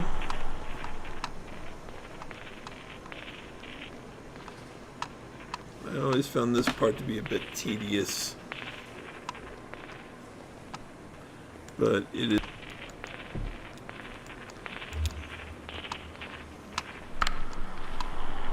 And these are the arrivals, and we're talking about something, and the Skellies want something else, and so the Skellies going to get what they want and give them what the information about the computer, but at a certain price.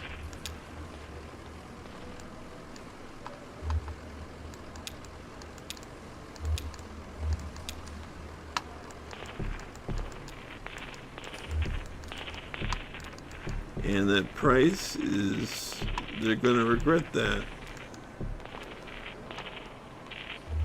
And that's really all that's supposed to be taken from the scene. How big is this place? And so I'll just let you guys read, but there's a lot of text here, so, and I don't think the actual details are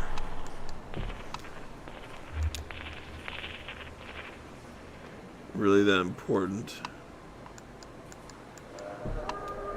especially since I just said what's going on.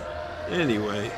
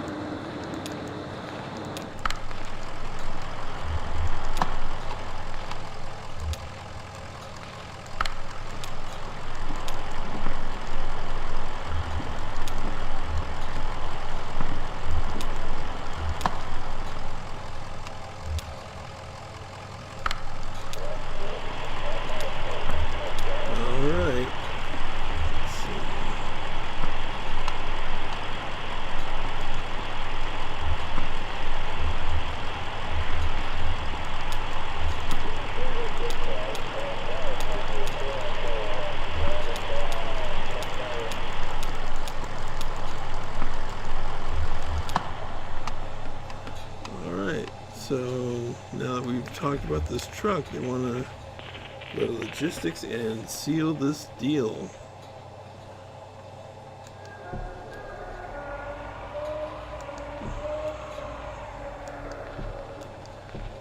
By which they're going to take Conway and force him into indentured servitude.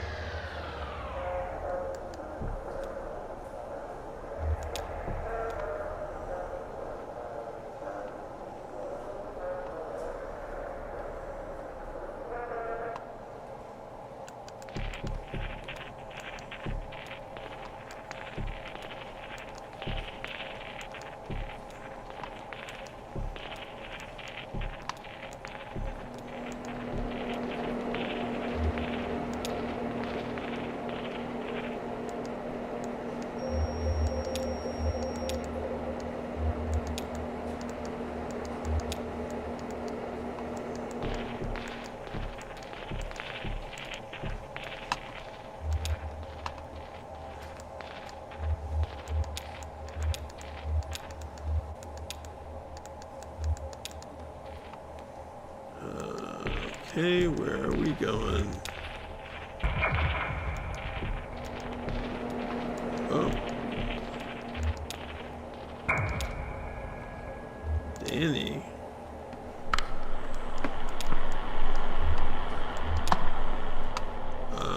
Yes.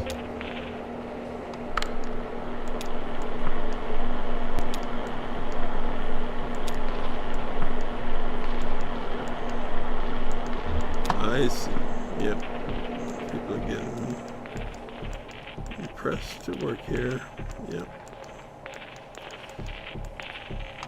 Alright. Now if we can just get this.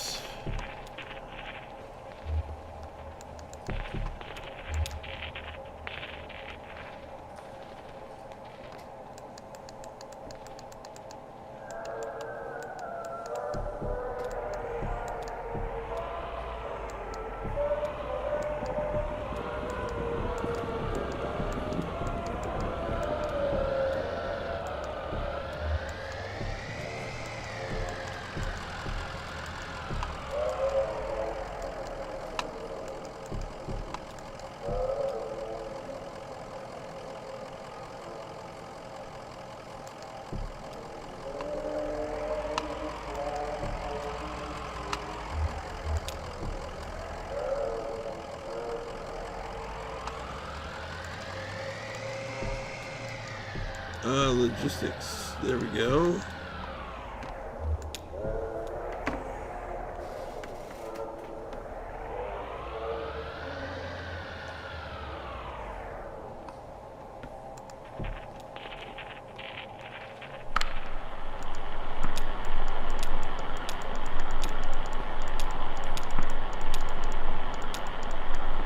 Alright, so let's go upstairs to conclude this part.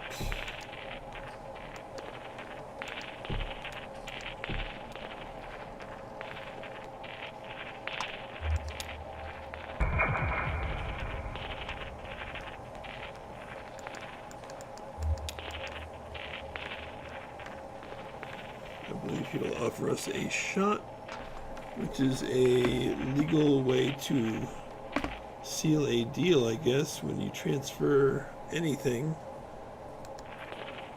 If they sign that a deal has been struck.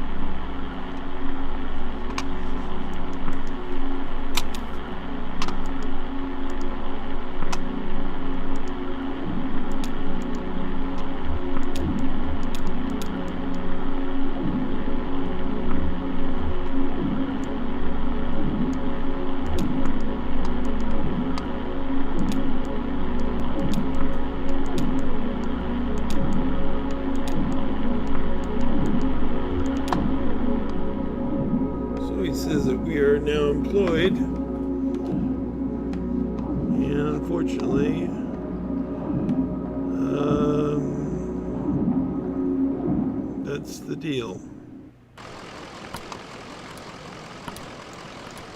So I guess I start in the morning. I guess. I'm confused. Just the way these things go, kid.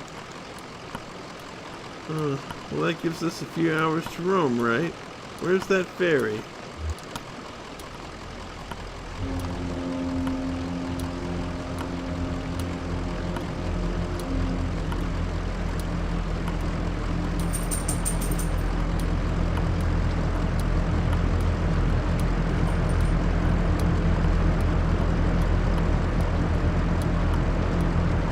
There it is.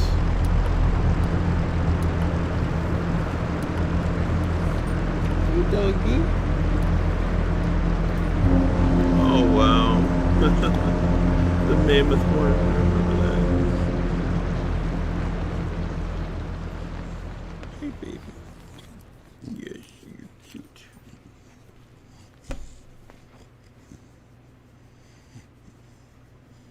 End of Act 3. And now we've concluded.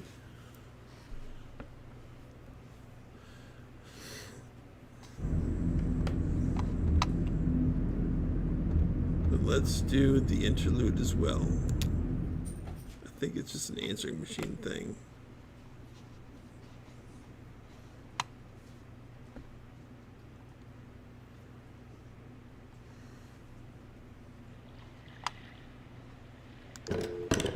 Oh, 270-301. Okay.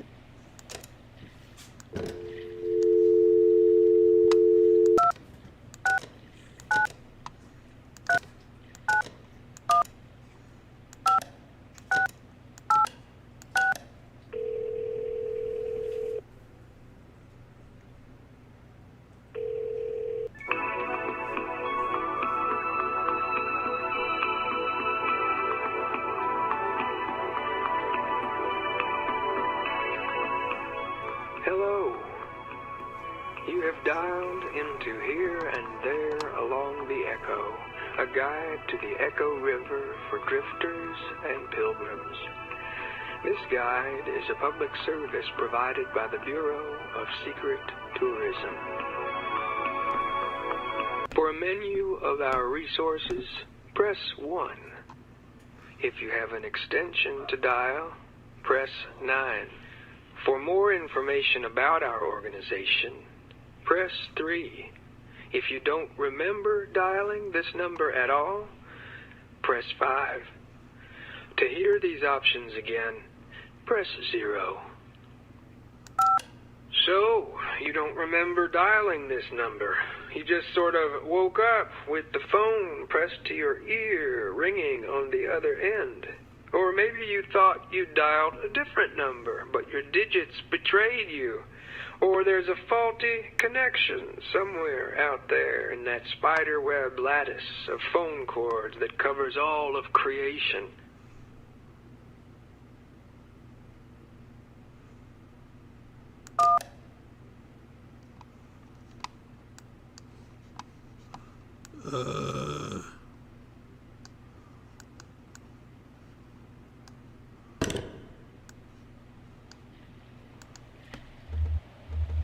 Yeah, let's go.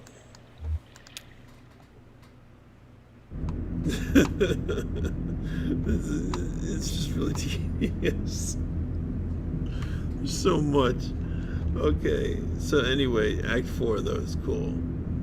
I thought Here and There on the Echo. You can listen to a lot of stuff, and